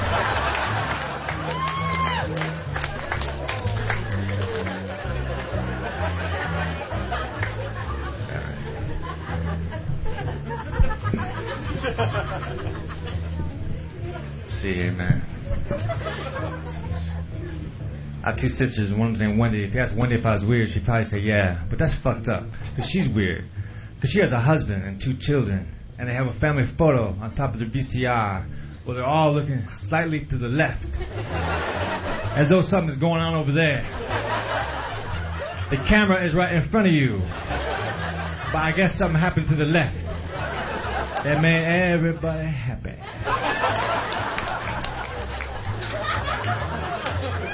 So my sister is cross-eyed, so she can't quite pull it off. One eye is right the fuck on.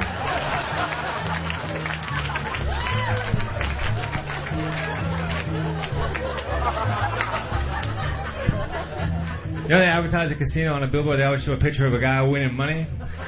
But that's false advertising, because that's what happens the least. Perhaps when they advertise a hamburger, they could show a guy choking. This is what happened once.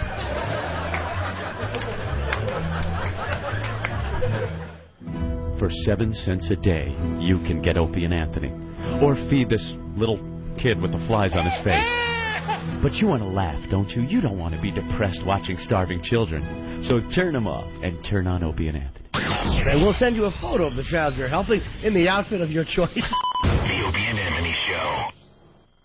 The virus is out. I repeat, the virus is out. Opie and Anthony. The virus is spreading. The Opie and Anthony Show. XM202.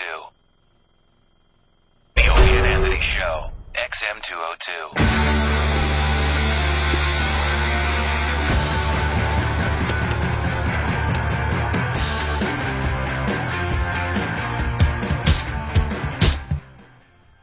What the hell is that?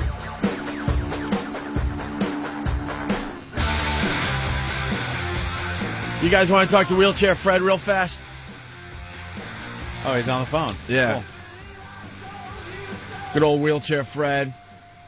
He has a big announcement, Anthony. Yes, Fred, what's going on today? I can't hear you. Talk up. Talk up. What's up, Fred? Your head. What's up, your head? That's a good one. Thank you. I thought of it all night long. You thought of it all night long. So what's going on today? Basically, diddly shit. All right, well, Holy shit. Do you have an announcement? But no. What? No. I don't think so. Except I can't get laid. You can't get laid, but no, I was reading some of the emails over the weekend. You're going to be at the Boston appearance? Yeah, I'll be a boss to help. So, email me. I need rides for sure. I got 2 rides, but the guy left in the air. Oh, wait. He needs a ride to the Boston appearance, Anthony. Uh-oh. And I heard you had a 17-year-old kid that was going to drive you. Yeah, I forgot. Yeah, but he has to email me back. He has to email you back. Can we get him in? What? Can we get him in? Oh, can we get him into the appearance? I'm not sure. I'll have to ask Ben. Oh, Ben gave the thumbs down. No. All right, here's the deal. We're going to be live at Bill's Bar in Boston on Lansdowne Street for opening day, Anthony. April 11th, that's the first day back from our vacation. That's why we got to start heavily promoting it this week because we're not going to be able to when we're not here. Right. So we're hoping you guys can help us with this. Yeah. All right. And the show time for this particular show is going to be 10 a.m. to 2 p.m. on the East Coast because we want to get people as they're going into Fenway, you know? Of course. And Wheelchair Fred wants to go, but he does not have a ride. I think that's what we're talking about, right, Fred? That's it, you got it. All right, well... You're so smart. Someone has to give him a ride. I'm not giving him a ride, because I think we're flying in or something. Come on, Hope, you can pick him up like the old days. Not like there you go. You're driving, right? Yeah, Hope, go you pick him up. passed right by his house. And then he hits me up. The wife's there to look at. Fred also wants to know if we can, give him donations while he's at the appearance. Have people donate some money? Well, we could, well, why not? We'll get like a change thing. We'll get you a cup. Exactly. We'll get you like a big, bring a bucket. And we'll make an announcement on the stage for people to throw, change and stuff in there. Why not? Why not? The Wheelchair Fred you'll make charity. some cash. Here's a guy that needs... This goes back to our first discussion of the day. Here's a guy that really needs the help in his life. Yep. He's not in this coma. Yeah. He knows exactly what's going on. He knows his life is absolutely miserable and could really use the assist from some of these kooks out there that are trying to keep Terry Schiavo alive. Of course. Here's a guy that knows every day that his life stinks and there's nothing he can do about it. No one's going to hire the guy, and he can only make so much money from the government. Yep. His family has blown him off. He has a son that doesn't even want to spend time with him. Oh, don't bring that up. It's a touchy subject with Fred, but he's lost contact with his son. Why doesn't your son talk to you, Fred? About a month ago, I was no. Wow. What? He took his birthday. Did you talk to him? I called, but he was home. Oh, he wasn't home. Yeah. But he's 20 now. I have to give him a break. He's 20 now. I understand. He's only worried about himself. Well, he's only worried about himself, so he didn't call you back, huh? Yeah. Oh, boy. Oh. I'm telling you, this brings my argument full circle. Oh, wow. There are people like this out there that need the help. Right. And that would appreciate that help and would know that you're actually helping them. Yeah. But let's waste all the time on the Terry Schiavo case.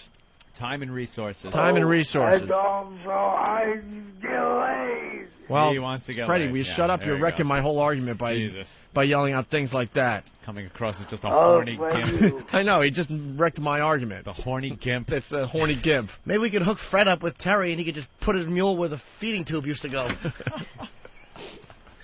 All right, Fred, we're gonna let you be. Yeah. I don't even say that anymore because of you, Jimmy. Thanks. You wrecked that one. Oh, dude, that's the worst thing, though.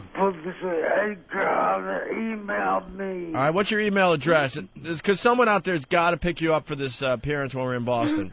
Wheeler Durf. Wheeler Durf at AOL.com. All right. Honestly, if someone out there could help Fred, you're going to the gig anyway, and you're kind of in the, Framingham area, Natick border, something like that, no? Fred, help me. Yeah, where are you, Fred? I don't know if you moved. Fred, you? What? Huh? Fred? Fred? Well, I'm here. Where are you now? What town do you live in? I'm in the same old place. Same place? In Framingham. Framingham. He's in that same place in Framingham. Oh, okay. Hey, Opie, you know where it is. Opie knows where it is. You can go pick him up. Yeah, of course. I don't know where you live anymore, Fred. That was years ago. Well, you stupid, that was and then years ago. Dude, then I would drop him off, and then he would hit me up for money on his front stoop. Oh.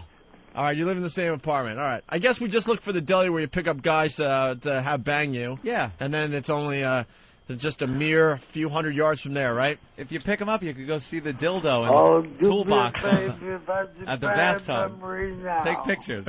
I'm going to stick to dildos for a while.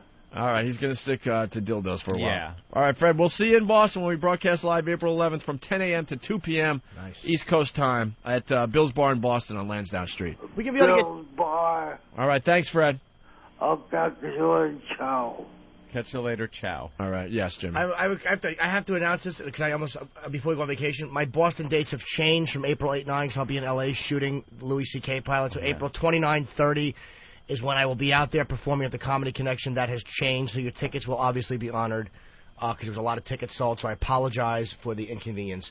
And are we gonna be able to get tickets for the game? Yeah, I want to go see the game. I think so. Yeah. Oh, really? It's starting to shape up to be a pretty big party. Cool. I mean, there a lot of people are already calling Bill's Bar about our appearance. It's going to be nuts. Oh, nice. It's going to be nuts. And I think we're going to stay up there an extra day and do something Tuesday morning. Cool. A little like, post-game hangover type show. All right. Giving out coffee and bagels. And I think, that might even turn into an all-ages show. I'm not sure yet. Okay. Ben's working on the details. Yeah, get some of the young boys up there. So we'll be up there for 2 days, seeing some old faces, some new faces, and hopefully the mayor and his gang will leave us alone.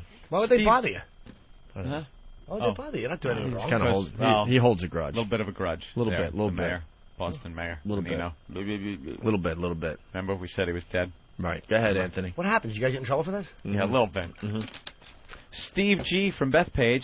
Anthony, you kiss the ass of all these mediocre comics who come in, yet the best thing you could say to a true talent like Rob Halford is okay, shit dick, and not even loud enough to hear him, for him to hear. Real clever. Well, that was out of character for you, Anthony. I must admit.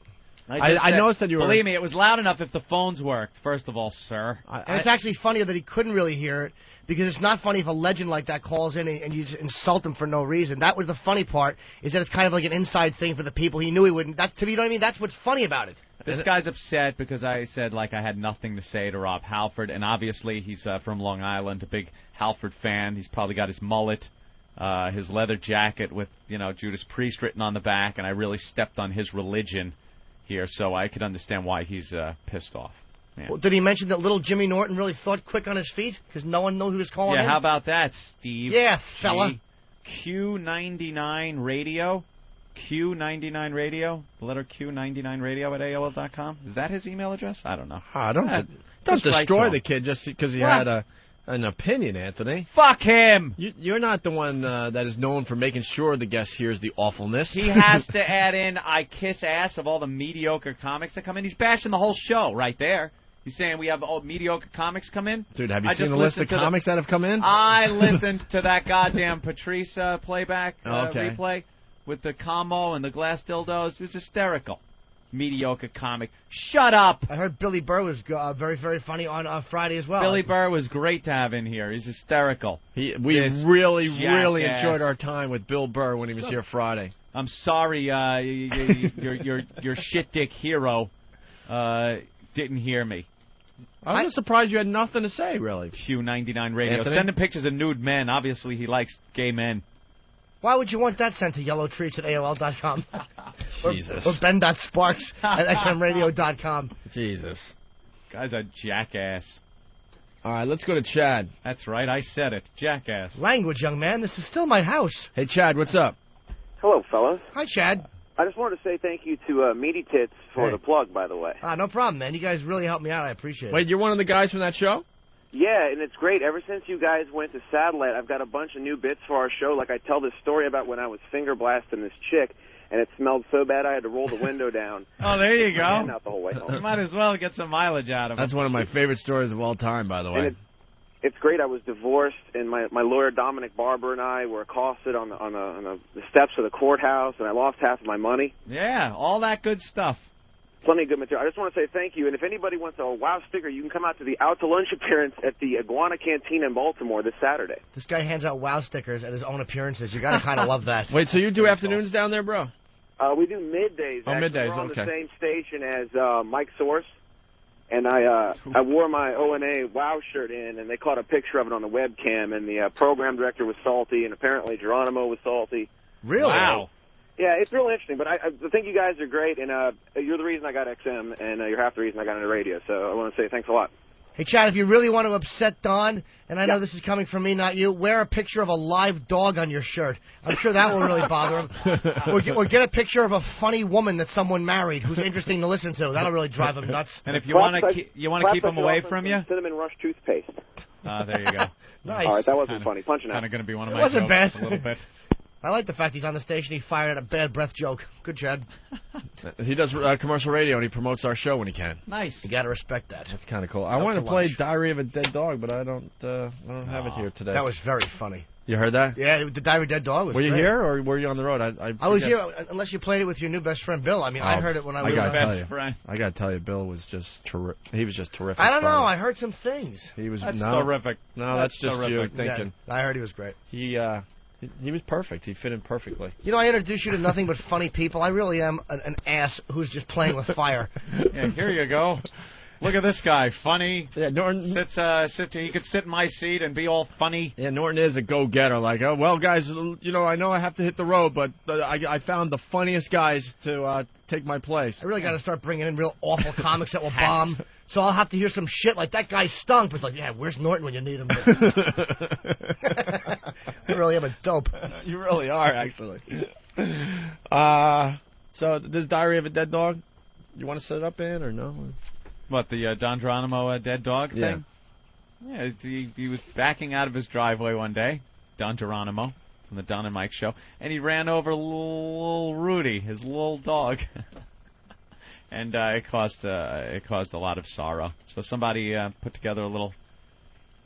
It's like that thing we heard, the diary of a fetus or something. An unborn fetus. Unborn fetus, yeah. Unborn child. Unborn child, yeah, sure. the spoken word thing is taken from the fetus's point of view. And this is taken from Rudy's point of view. Are we replaying that when we go to break? I mean, when we go on vacation? The Don Geronimo saga? The Diary of an Unborn Child? Oh, the Unborn Child? Yes, that one's being played. All right. The whole thing where... Everything unedited. That was nice. a fun one. All right, good. XM is playing with us. Good. Well, here's Diary of a Dead Dog. August 2002. I'm a cute little puppy in a pet store on the Upper East Side of New York. I'm a Cairn Terrier, and boy am I cute. September 2002. I can't wait for a family to take me home. Look at this lady. I hope it's not her. She looks like a real twat. Christmas 2002. That fucking twat brought me home, and it sucks here. I keep hearing two words, career and failure. February 2003. It's Valentine's Day, and the fat fuck named Mike still hasn't brushed his teeth. I think I'll shit on his pillow. September 2003. I hate it here. I've been here for 7 dog years. Nothing works here. The mouthwash doesn't work. Thanksgiving 2003. I'd rather lick my ass than kiss Mike. Did I mention they named me Rudy after the mayor of New York? These people are dumber than the ball I chase. March 2004. That cunt had my ballsack cut off. October 2004. I despise these freaks. I just ass-fucked Clink. That'll teach him to eat my kibble. February 2005. I'm running away. They'll never find me, and I'll be happy with a family that doesn't suck ass. March 2005.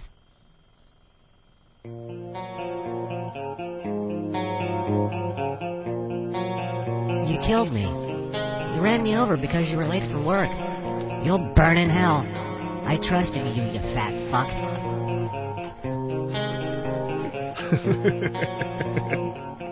And there you have it. So trusting little puppy. That could Gone. be. That's one of the funniest things I've ever read on a message board. Was that pic that was drawn with "I trusted you, you fat fuck." I know. Beautiful. I don't know. Was that cigars and scotch? If anybody remembers, I don't know. I think it was. Yeah. Ah, that's funny. One of 10 of those assholes from the message board that know how to really strike a nerve. I love those guys. Pests, as we like to call them. Only 10? Pests. Anthony, what is this, the juror from the Robert Blake trial? You found Every this. jury now, for some reason, any of the high-profile cases, they have their jurors. They sit there and deliberate, and they come up with their verdict, and they become celebrities. There's always one standout. It's like American Idol. They whittle them down from the original 12, and then one is a standout. For the Peterson trial, you had that red-headed mess. Who'd she look like? Steven Tyler. Kind of like Steven Tyler with red hair. With red hair. She looking was like more and more like a rock star, though. Yeah. The O.J. trial, you had that woman that wound up having that one-woman show thing on HBO. Black lady with white voice, whatever her name was? Black lady with white voice, we called her. And now the Robert Blake trial has its star. This guy went on Larry King. What he wants to do is get his rock music across. He's been in the business, had a band for years, for decades, and he hasn't been able to get any radio airplay. So he used the interviews that Larry King and the press were doing with him for the Blake trial to plug his CD. Judgment Day is his CD. And I guess the judge told him he can't make any money off of this, because the juror can't make any money off of being a juror for a trial. And all the songs are about the case, right? It seems like that. One is called Blakeview or something. Blakeview, Celebrity, Judgment Day, Nurse Nancy. So he's really exploiting this whole thing, and the judge told him you can't sell it. So he wound up having to just put it online and have people download it for free. What a tool. So we downloaded some of the songs, and I haven't heard them. This is going to be a first for all of us. We'll sit back and see if this guy is as talented as the Remembering Lacey. Well, why don't we take a listen to Blakeview? All right.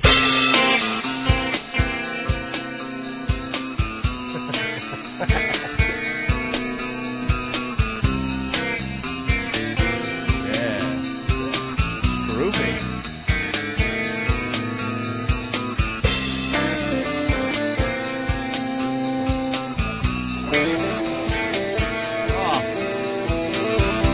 You know what that sounds like? That's the cheapest sounding guitar I've ever heard. Awful. That sounds like that band from the movie Sling Blade. You know, when he had his, Dwight Yoakam in his band. Dwight Yoakam had his. You get the fuck out of my house, retard! No, you don't play that goddamn. Play it right. Oh, when he invited his buddies over to play, he is probably one of the best scumbag characters ever in a movie. I know. I have my criticisms of that, though. I didn't think he deserved to die in that movie. They didn't make him bad. Really? No, they didn't make him bad enough to die. He was a scumbag. He was a douche, and he hit the girl once, and then he came back and apologized. But you could tell that was just going to go on and on and on. And God knows what kind of a lunatic he was going to turn that poor kid into. Probably right, but they should have showed him hitting the kid, or he was just a boob more than anything. That might have been pandering a little more. I kind of like the fact that this go-getter saw this guy being a little much to the family and put a blade through his head. I aim to kill you with it. Razor blade. I love that. Gave him a good lawnmower blade to the face. You know, but even if he didn't deserve to die, probably one of the biggest assholes in a movie, though. Just a loudmouth dope. When his friends come by, the guy in the wheelchair, and they're all playing, and it's just that awful song that went over and over. And he throws him out at the end again. Yeah, again. Yeah. Get out of my house. Get the fuck out of my house! And they invite the shit dick to go with them to pick up some beer, and it's wonderful. That is a great movie. It's one of the best acting performances ever, I think, with Billy Bob in that. And this song, by the way, is perfect for the Blake trial, because listening to it makes you wish that you were Bonnie Lee Blakely and taking a bullet in your head. This is horrendous. Well, we haven't even heard the vocals yet. I know, I'm waiting for those to kick in. Let's get the vocals I'm sure they're good.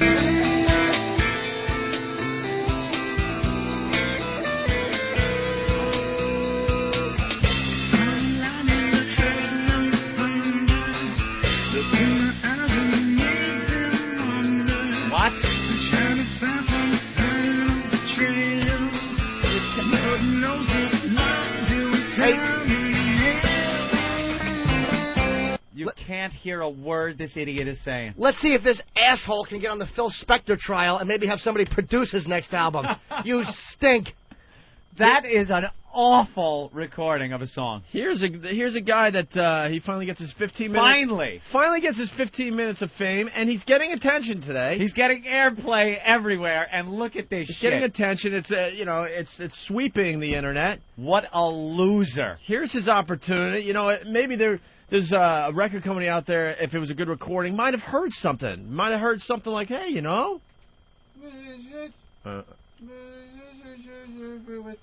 Hello? My bullhorn's broken. My bullhorn's broken. Sweetie! What happened? Hawk, fix that bullhorn for Ant right now. Batteries, stat! All I heard was Eric go, fix that bullhorn for Ant. I was going to sing just like him. Like this?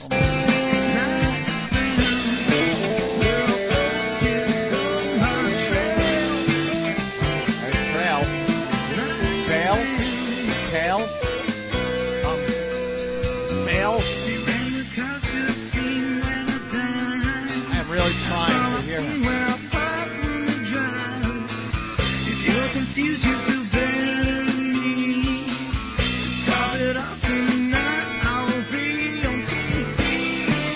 Wow. Yeah. Wow. 3 whole chords. The whole song. That's nice.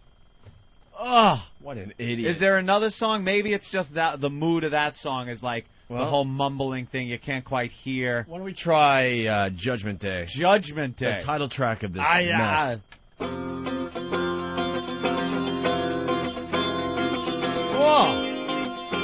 Not tuning that thing.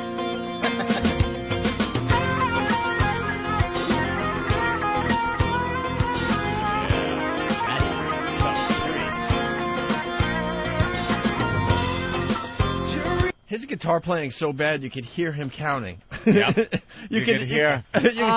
Fingers, come on. Yeah, you could just feel that he's counting in his head, trying to get it all in there. All right, here's the vocals. Here he goes. Mess. Jury is approaching. The skies are turning gray. I think it's time to pray. It's Judgment Day. Courtroom's oversided. Media seems to mind.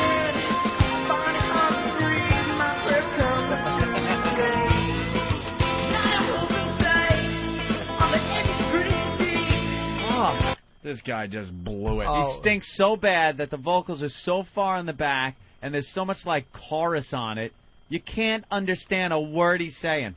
And not even in a good Nirvana way. Not even a Smell Like Teen Spirit kind of way. I'm not even going to argue with you today. You cannot understand this guy. It's awful.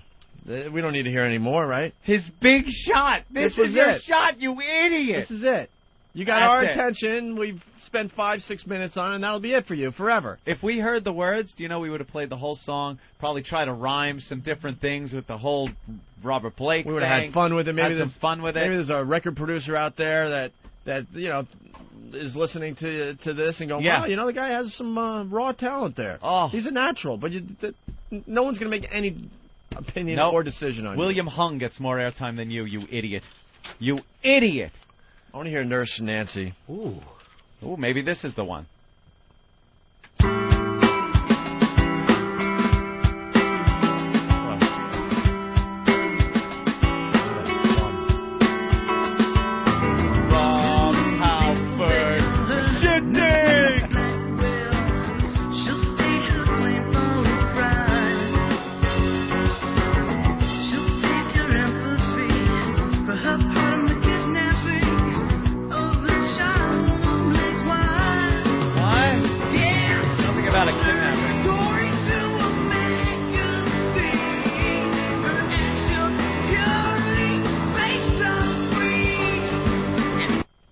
Nirvana. He sounds like really trying to do a Kurt thing there, wasn't he? Kurt action there. Wow. I got another suggestion for him. Yeah? Yeah. Well, in the Blow your Nirvana fucking vein. brains out. Yeah. There you go. What's his name, Ope? That's called a missed opportunity. Yeah. His name is Who Cares? I'd love to get him on the phone. Why? To ask him why he didn't mix that right and where they could get it, and as soon as he goes to tell us where to get it, we hang up on him. Click. Well, he'll say you can get it off his website or download it or whatever, but that's what you'll get. So great opportunity. Crap. He didn't sell any copies today. Nope. Who's going, wow, no, I don't see it their way. Yeah. You know who's actually moving more product? Huh. Pat from Moonachie.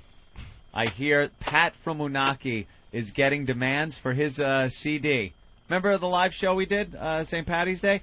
We had about 5 CDs, Pat from Moonachie Volume 1, and it was all of his appearances on the show. And he was handing them out. And they went, he was giving them away for free. And he said if anybody wants any, they could email him or go to the whackbag.com and kind of ask for them. And he's been inundated with just huge requests for these. He's printing up, I believe, another 100. Another 100 CDs. Ooh. But he's moving product better than this guy. The CD's awful, though. We kind of tracked through it a little bit, didn't we? Awful. I think FedEx, got it on his website, oavirus.com, for your downloading pleasure. Can I tell this Robert Blake juror, you're going to sell as many copies as the Terry Schiavo Christmas CD. Look, listen to when she drools Silent Night. Oh, man. Yeah, the guy, let's go to Paul in Georgia. Paul, go ahead. Hello, Paul. Paul? I can't hardly hear you. All right.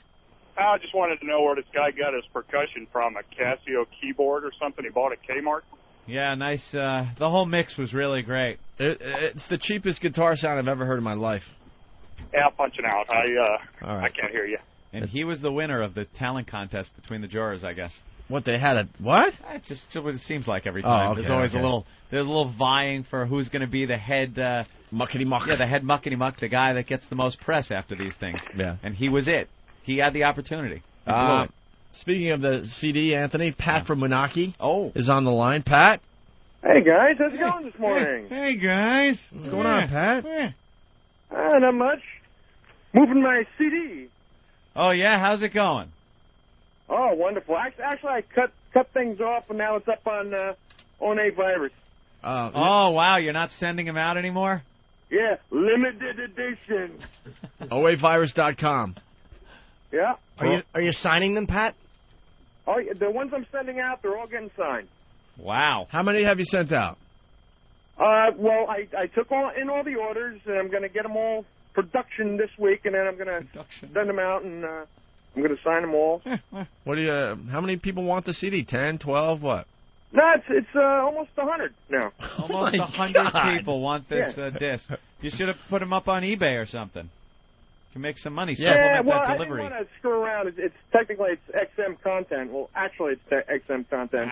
Who cares? Get a hold of yourself. For it. Pat, have you seen what they're selling on eBay? No. Oh, like keychains and stuff, yeah. No, they're XM. They're selling the show on eBay. Bootlegging the show. They're bootlegging the show. It's been up there forever. Just punch Opie and Anthony. Of the show, and punch I don't wanna... punch Opie and Anthony into eBay and check out what they got for sale. Hey, Pat, did you get that girl's phone number?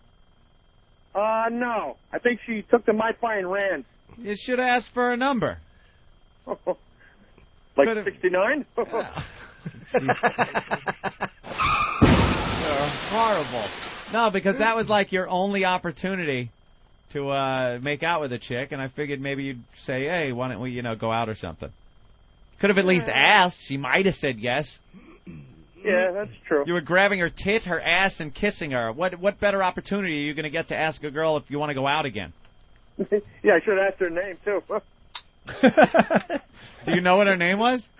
No. He doesn't even know her name. That's awesome. Good. Well, have you mulled that whole scene over in your head and thought about how nice it was kissing a girl and grabbing ass and tit?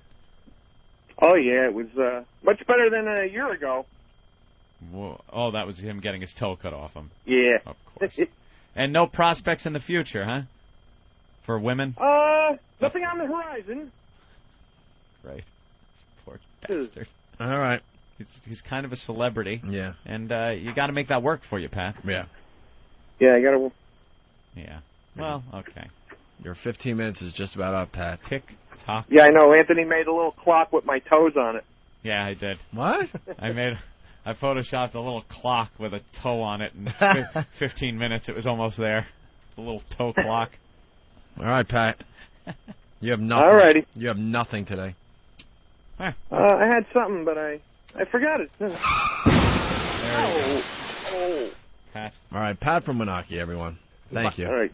Bye. You know what I want to sell on eBay, by the way, when I move? I got to sell my TV and my couch. I'm going to try it on eBay. Wow, really? How else do you sell stuff like that? I got a great TV, but I just don't. My new apartment, it doesn't. You got to promote that it has your actual DNA on it. The couch? Have you had sex on the couch? No. It's a black leather couch. It's no. I hardly ever use my living room for anything. Sponges right off. No. I've actually done nothing dirty on my couch or my chaise lounge. Anthony, really? Here it is. eBay. You throw our names in. Opie and Anthony Best of. I guess volumes 52 to 66. It's a 15 CD set. Jesus. It's then there's another one, Opie and Anthony Best of, volumes 31 to 40. That's 10 CDs. Yeah, I'm seeing volumes 22 through 30, volumes 67 through 80. Opie and Anthony CDs, 87 CDs of Best of material. 800 plus minutes, 13 CDs. Opie and Anthony XM Satellite Radio Cup. A cup. Some guy's trying to sell the cup for $26. An Opie and Anthony autographed T-shirt from St. Patty's Day. Going for $20.50 so far. A Royal Flush CD from WAAF. That's a rarity. $4.50. One of my brother's autographed Opie and Anthony Cringe Radio Wow shirts. Nice. God, just email him. I'll sign whatever for you. Yeah.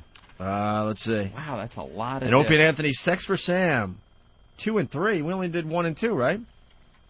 You did 3, bro. We did do 3. Number 3. I don't want to remember 3. Jesus. I thought we only did. All right, yeah, we did 3.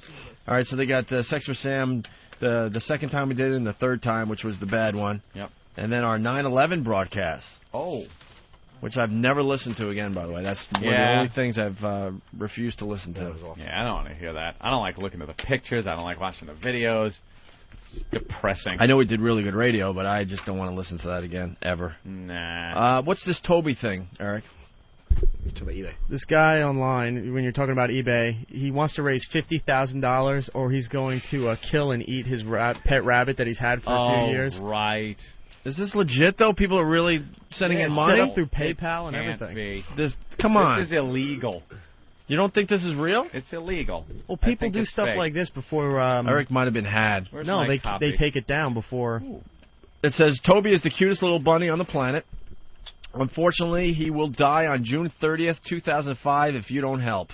I rescued him several months ago. I found him under my porch. Oh, that's the best part of this whole bit. I found him under my porch soaking wet, injured from what appeared to be an attack from an alley cat. No, that was no alley cat. That was little Jimmy Norton. The monster rain was coming.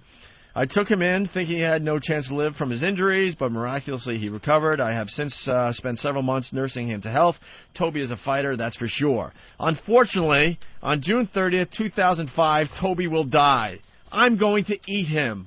I am going to take Toby to a butcher to have him slaughter this cute bunny. I will then prepare Toby for a midsummer feast. I have several recipes under consideration, which can be seen with some pretty graphic images under the recipe section, Anthony, of his website. I don't want to eat Toby. He is my friend, and he has always been the most loving, adorable pet. However, God is my witness. I will devour this little guy unless I receive $50,000 into my account from donations or purchase of merchandise. You can help this poor, helpless bunny's cause by making donations through my verified PayPal account by clicking on any of the donate buttons on the site, or by purchasing merchandise at the, should we just get up? SaveToby.com online store. Fake. Here's the current status of donations for Toby as of March 20th, 2005. Thanks to everyone who has contributed. It's up to $19,762. No way. This guy, $50,000. He actually would have had a shot with this if he would have just said $1,000. Yeah. Because you would have had enough people donate $10 or $20. But what a dope! $50,000. They're gonna shut you down. Stupid. Said he has 19,000 though. Ain't no way. No way. You don't think? No. PayPal received so many letters from the PETA and the ASPCA that they stopped donations to his account after he reached 20,000. There really has to be some kind of law. Yeah. About charging. You know, he could eat the rabbit. He could even show it on the web if he wants. But the second you start putting out a ransom like that, it becomes illegal. But it's a bunny. You know, it doesn't matter. You're extorting money from people to keep them from seeing or hearing about or acknowledging the horror. Right. So it's illegal. I'm sure they'll get his name out there, and he'll get enough death threats from animal rights maniacs. All right, as he should. Let's go to Mark real fast. Mark, what's up? Hey, boys, how's it going? Good. Hey, man. What's up, sweet tits? Hi, Mark. Guys, we tried to make a donation on that site, and it stops you. You can buy the merchandise, but you can't make a donation. Why did you want to make a donation? I thought it was a good idea. No way. There's not one of our listeners out there that think this is a good idea. No, listen, we just wanted to see if it was legit. Right. But it won't let you make a direct donation. You have to buy merchandise. All right. All right, thank you, bro. Punch it out. Save Toby. Let's see, Snopes.com, my favorite site, which is it dispels all urban myth. Claim. Fellow threatens to eat his pet rabbit unless $50,000 is donated through his website. Status. False. Origins. At the beginning of February 2005, we began receiving emails from puzzled readers about SaveToby.com, the site alleging to be run by a fellow intent upon killing and eating his pet rabbit unless his demands for $50,000 were met. Bunny lovers everywhere can once again breathe easily. SaveToby.com is a hoax, although the site now lacks a disclaimer. A visitor to it on February 9th spotted one that said, "Note, this is a joke. Please only donate to buy gear or help support SaveToby.com." Even without such explicit clarification, certain things about the site should make the buffoonery clear. The premise of the threat gives away the jest. Send money or I'll kill the rabbit. Society regards rabbits as one of the most disposable pets. Really? I guess he gets into something there. The balance figure, which purports to showcase the amount already extorted, is a fixed graphic, not a counter. It's periodically edited to increase the number displayed. Yeah, it's a little thin, too. They're saying it's fake. At the end of the save page, it says it's a joke. Yeah, so it's fake. Don't worry about it. We should set up one of these sites. It's true. Really? Yeah, and then have some kind of thing where it promotes the radio show. Get the whole country involved in this People thing. are such sheep. This reminds me of a certain case that's going on right now in the thing. You know, where Save Terry. Save Terry. Let me keep my money or I'll pull the feeding tube. That's right. There you go. Let Toby nibble at her innards. Got another big celebrity calling in today, Anthony. Oh. Chris Jericho. Hello. How are you, Mr. Jericho? That's what we should do. You should say, if you don't send $50,000 to Opie and Anthony, that you'll kill and eat Chris Jericho. There'll be no eating of you, sir. Yeah, that's like creepy on so many levels. We could make a couple bucks. Do we have to call you Fozzie through this whole interview again? No, it was Mule Juice McQueen. Oh, yeah, that's right. That was like 5 years ago. That was a long time ago. All right, I forgot. That was a long time. That's when we first started the band. We were doing the alter ego thing. Right. Remember, it was myself and Dice Clay. Yeah, Dice. Dice didn't understand what was going on. It was pretty funny to watch his reaction. It was pretty cool. Because back then, Anthony and I were really following wrestling. We're like, no, man, it's Chris Jericho. We want to get into this a little bit. And he wouldn't fess up to being Chris Jericho. You wouldn't acknowledge it. It's so annoying. It was really annoying. So, I mean, if that's what you were accomplishing that day, you did. You accomplished it. Well, that's my mission, to be annoying. But you know what? I got to tell you something. So you did start this band, Fozzie, as a goof, sort of, right? Well, we started out playing cover songs, and we got a record deal from playing cover songs. And so, I mean, the world has enough cover bands as it is, so we kind of came up with that whole story just to make it something a little bit different. So that's kind of how the band started out originally, 6 years ago when we first started. And then what? You started actually playing together and getting tight and writing your own songs? Yeah, exactly. We realized that we actually had some good chemistry as a band, and we had chemistry as songwriters. So I guess about 3 years ago we started to, just do our own thing and play our own stuff. And, I mean, that's kind of where we've gone. Like, the band kind of evolved into being an actual, quote-unquote band. How often you guys play? You touring out, or what are you doing with the band? Yeah, we play as much as we can. We play quite a few shows in the States, actually, after WWE shows. But we've done a lot of stuff in Europe, actually. We just did a tour of England in February. We're going back there in May. And we're doing a tour of Germany in April, and we're doing some shows with Motorhead in the States coming up next week. So things are going good with the band as far as live shows go. They just released our third record called All That Remains, which is doing really good. I mean, it's getting airplay in 70 stations across the Yeah. states, and the videos on MTV. So it's a good time for the band right now. Really fast. I mean, they're just starved for entertainment overseas. It seems like, and I'm not. This is not I'm not trashing it. Trust me, because I'm about to give you a great plug. I think the new song is unbelievable. But it just seems like everyone just goes over to Europe and just makes boatloads of dough, and they just eat up whatever over there. And then it's a lot harder to make it in America. Like, there's a lot of bands, and I'm not saying you again, but you just something clicked in my head. A lot of bands that have just been done for years in the States, and we end up talking to them over the years, and all of a sudden they're huge in Japan, huge in Germany, huge here, but they can't even sell out a tiny little club in America. It's the strangest thing, and it happens over and over again. That's not a cut down. I mean, you're totally telling the truth. It seems like, I think because maybe like in America, people are kind of more trend oriented. Whatever's trendy is kind of what people are into. But in Europe, there's not really trends. It's just kind of everything exists over there. Rock and roll and hard rock and metal is still very, very popular in Europe and in the UK and all those countries there. So maybe that has something to do with it. I don't know, because you're right. Like a band like Mr. Big, let's say. Yeah. Had a few hits in the States, and then that was basically it. And when they played in Japan, they do like the Budokan, which is like Madison Square Garden, like 5 nights in a row, selling out all 5 nights. Isn't that amazing? And they come here and play, at the freaking Tribeca Rock Club in New York City. There's a lot of examples of bands that are doing exactly what you just described too. Hey, are you going to be playing in LA with Motorhead in like early April? Yeah, we're playing actually April 1st. We're playing with Motorhead in LA. You ever play with them before? We never have. I've hung out with Lemmy and done a bunch of stuff with him promotion, but we've never actually played together before. Yeah, Lemmy's a rip. He's the epitome of a rock star. He's like almost 60. Yeah. And he's banging all these like 20-year-old stripper girls, and just drinks every day and sleeps till 5 o'clock in the afternoon. He's definitely the king of rock and roll for sure. Yeah. Lemmy's a rip, man. Well, Chris, so here's where it comes full circle. So the whole Fozzy thing, and we helped promote and stuff, and it wasn't bad. I'm not, it was good for cover stuff, whatever. And then my friend Eddie from Big Brother, the one-legged dude, he's a real good friend. He's a real good friend of ours. He emails me out of nowhere. He's like, dude, I just want to, show you what I've been up to, and it's the video for this song "Enemy" from your band Fozzy. And I'm like, all right, well, I'll check it out because Eddie's a friend of mine, and we sort of know Chris over the years. And so I played the video, and I was blown away by the song and the video. Yeah, cool. Yeah, it's actually pretty fun. Did you see the whole version where Eddie throws himself over the edge of the building? Oh yeah. Why they're not playing that version on? On MTV, the controversial ending. Ah, are you kidding me?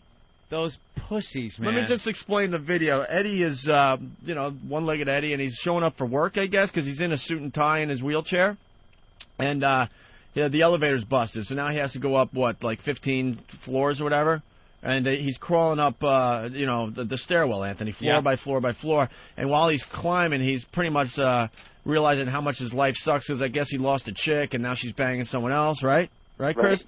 And then he decides, screw this, and he goes all the way up to the roof, and then he gets himself to the side of the roof. He reads one last love letter or a picture from her or whatever, and then just throws himself off the roof. He's like, I'm done. Yeah. But that's not the version they're running?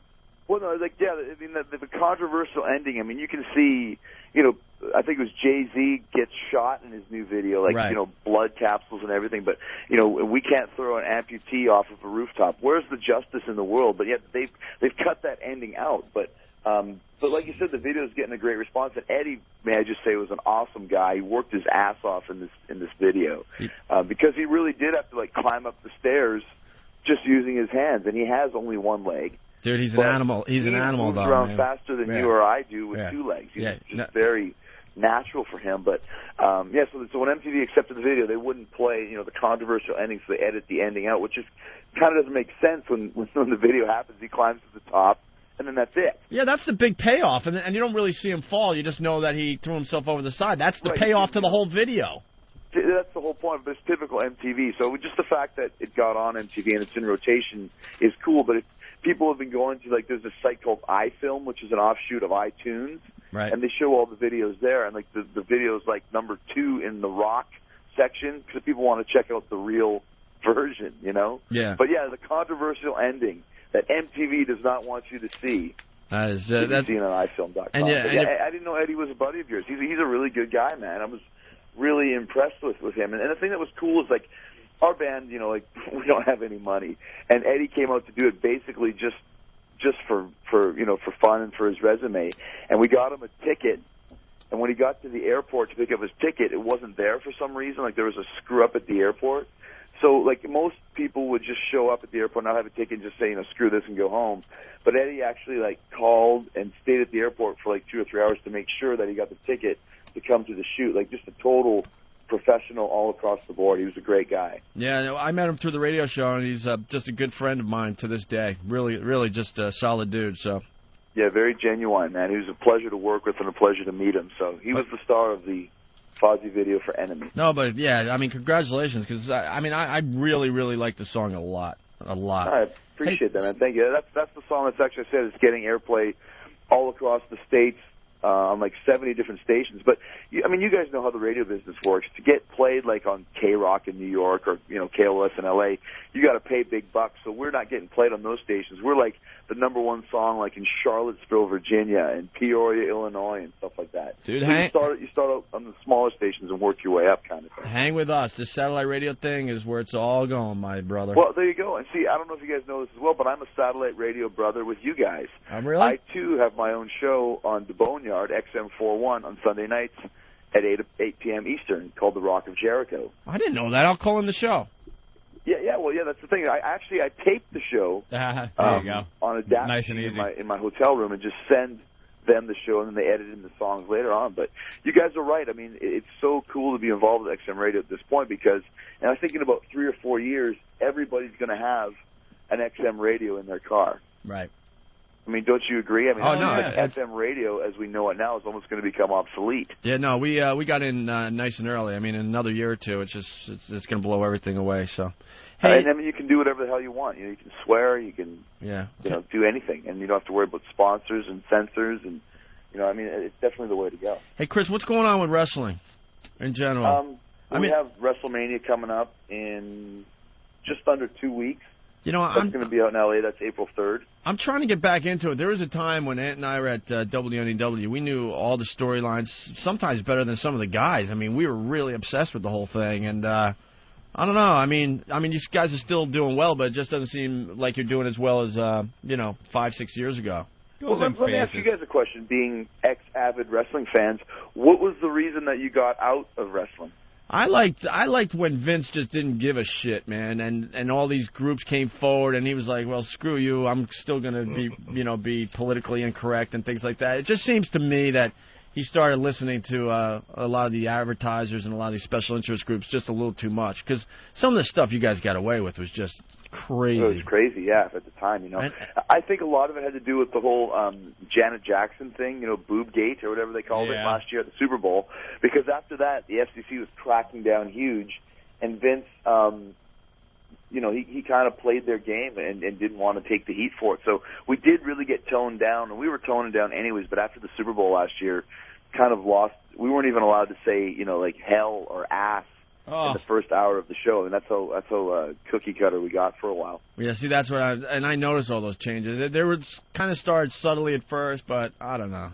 Man, the old days where, I don't know, you're beating the crap out of the old wrestler there, and she's making out, and she was pregnant and having... Yeah, she was pregnant with a hand. Yeah, she was having about that one. She was having whose love child? I forgot the storyline at the Mark time. Mark Henry, the big black. Oh, yeah. I love the ridiculous storylines. They were great. They just kept you really into what was going on.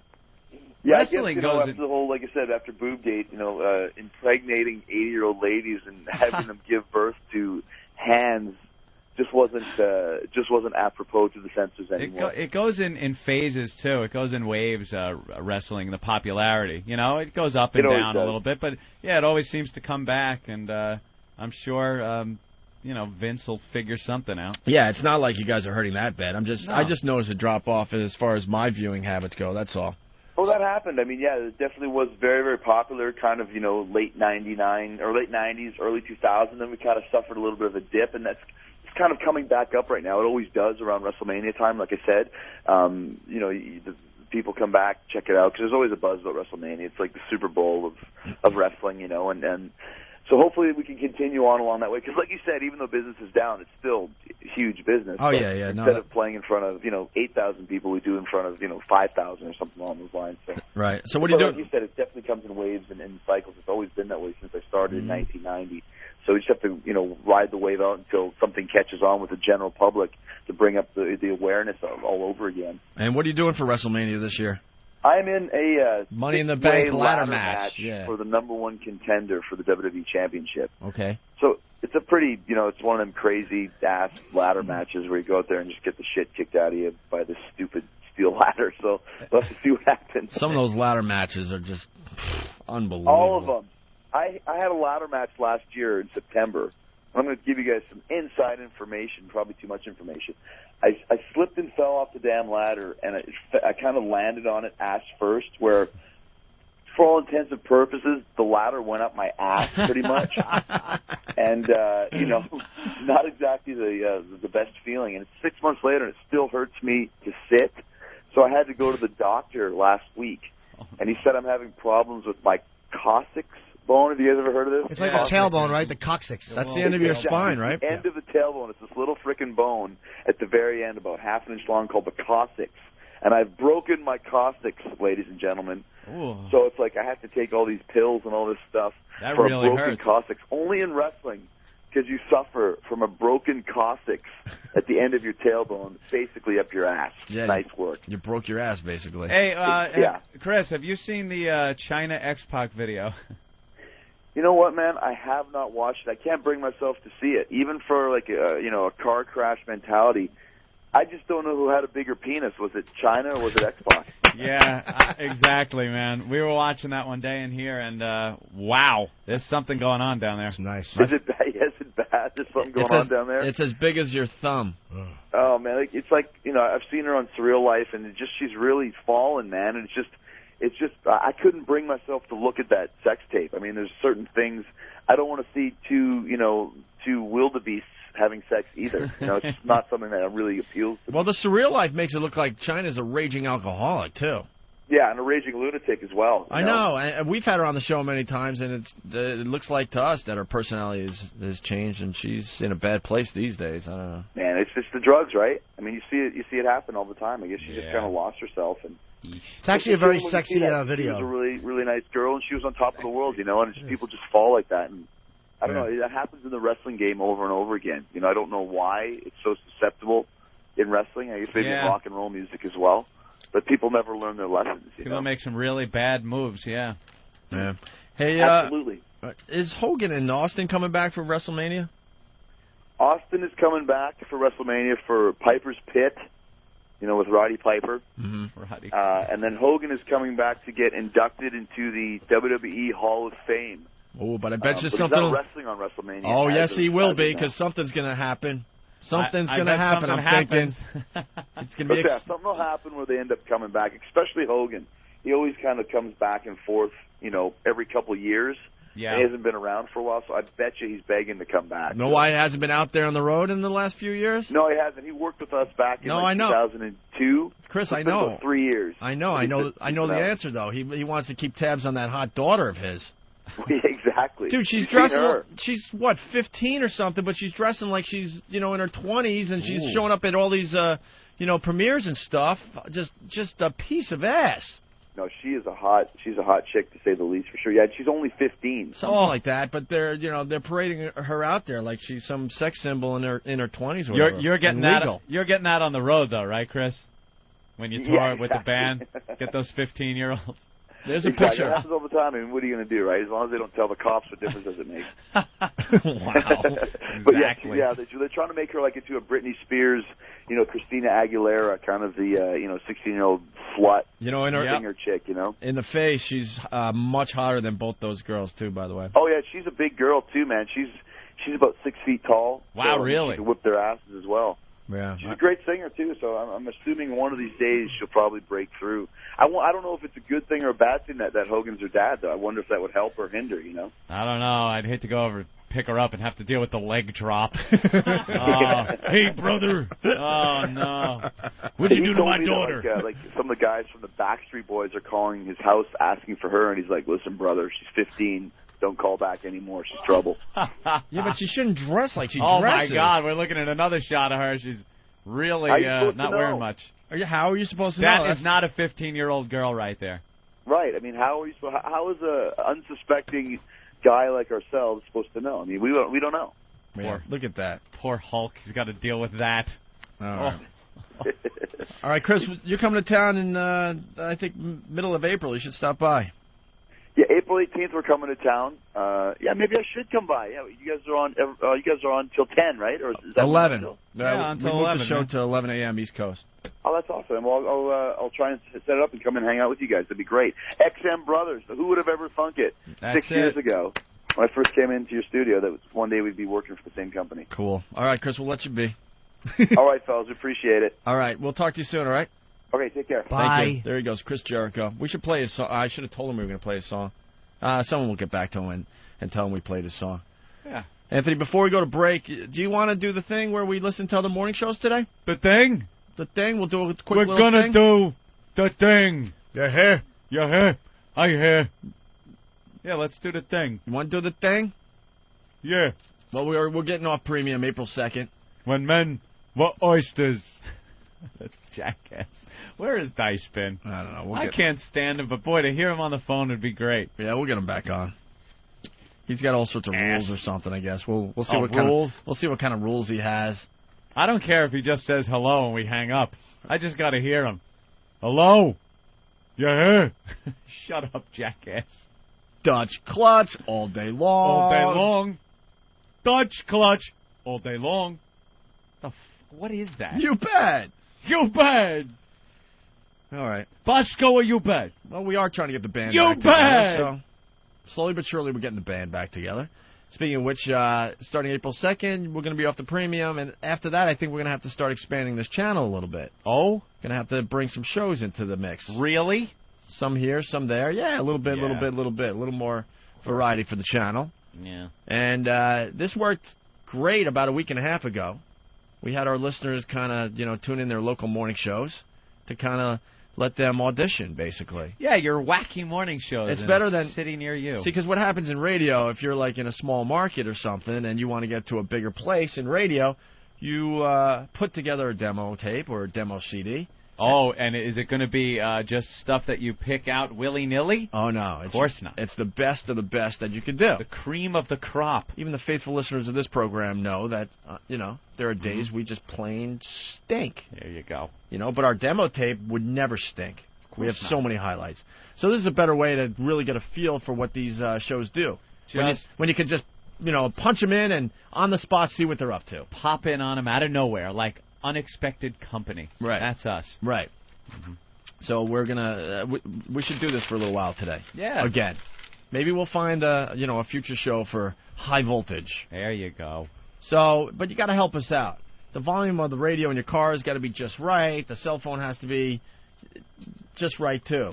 Yeah. Don't hold it right next to the speaker. Turn the volume up to the right amount. You guys got to kind of think a little bit. Yeah, think.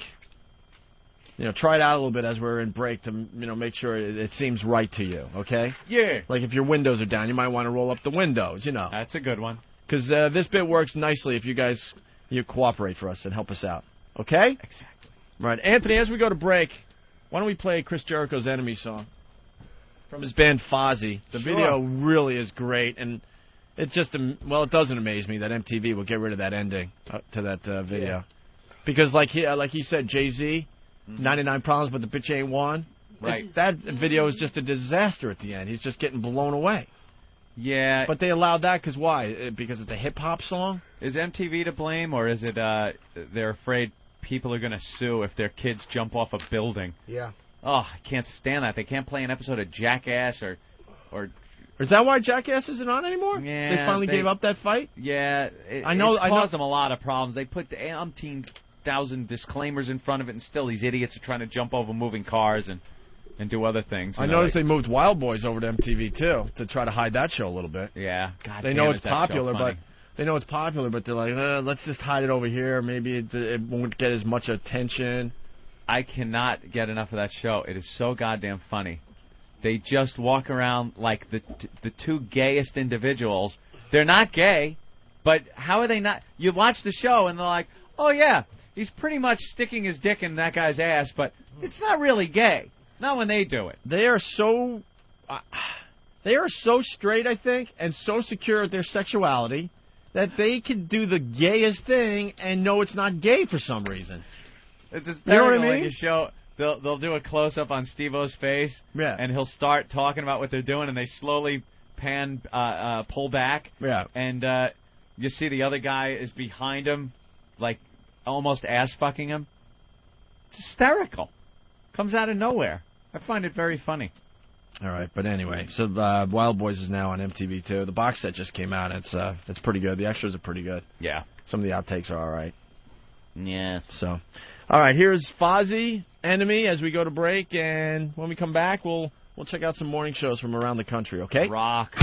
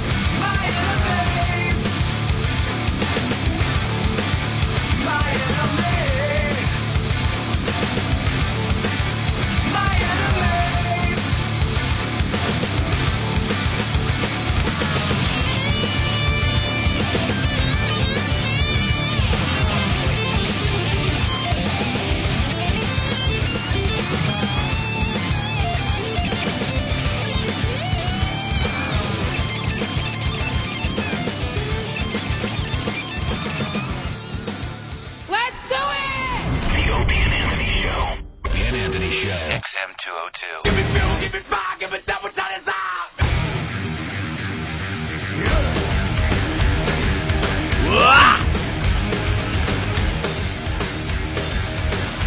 All right, we got lots going on today. We might get into the Cindy Adams thing in a few minutes. I'm obsessed with Cindy Adams and her stupid column because it's so awful. Oh, she's funny. She's load of laughs. She's an ancient broad that's trying to still act hip, and I don't know. She And just knows- because she was married to a comedian, she thinks she's a comedian, and her jokes are just plain awful. Yep. And then I'm learning that Anthony's couch is going to be here sometime in May. It's like May or something. I'm telling everybody because I know Jimmy's got to get a new couch, and it just takes forever to get a couch. Of course, you know I lost my last couch To the booger. To a booger, to a snotting incident.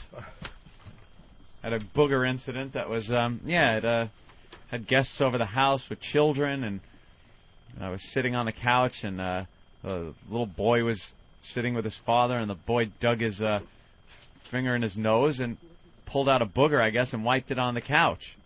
Wiped it like in between the cushions or something. And the father had asked him, what did you do? And he said, I picked my nose. He said, where is the booger? He goes, in there. And he said he couldn't find it. The father goes, well, look for it. And he goes, I can't find it. And I'm sitting, like, I'm just stiff as a board sitting there, and my head is just spinning. I'm going, oh, my God, I have to throw this couch away. Yeah, you're so contradicting yourself today. Why'd you have a heart on?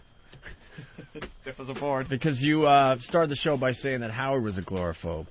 Agoraphobic. I mean agoraphobic. But that's like going out. No, I know. And Yeah. I was gonna continue with my statement. Germaphobe. I understand what that is. Yeah. But and a germaphobe.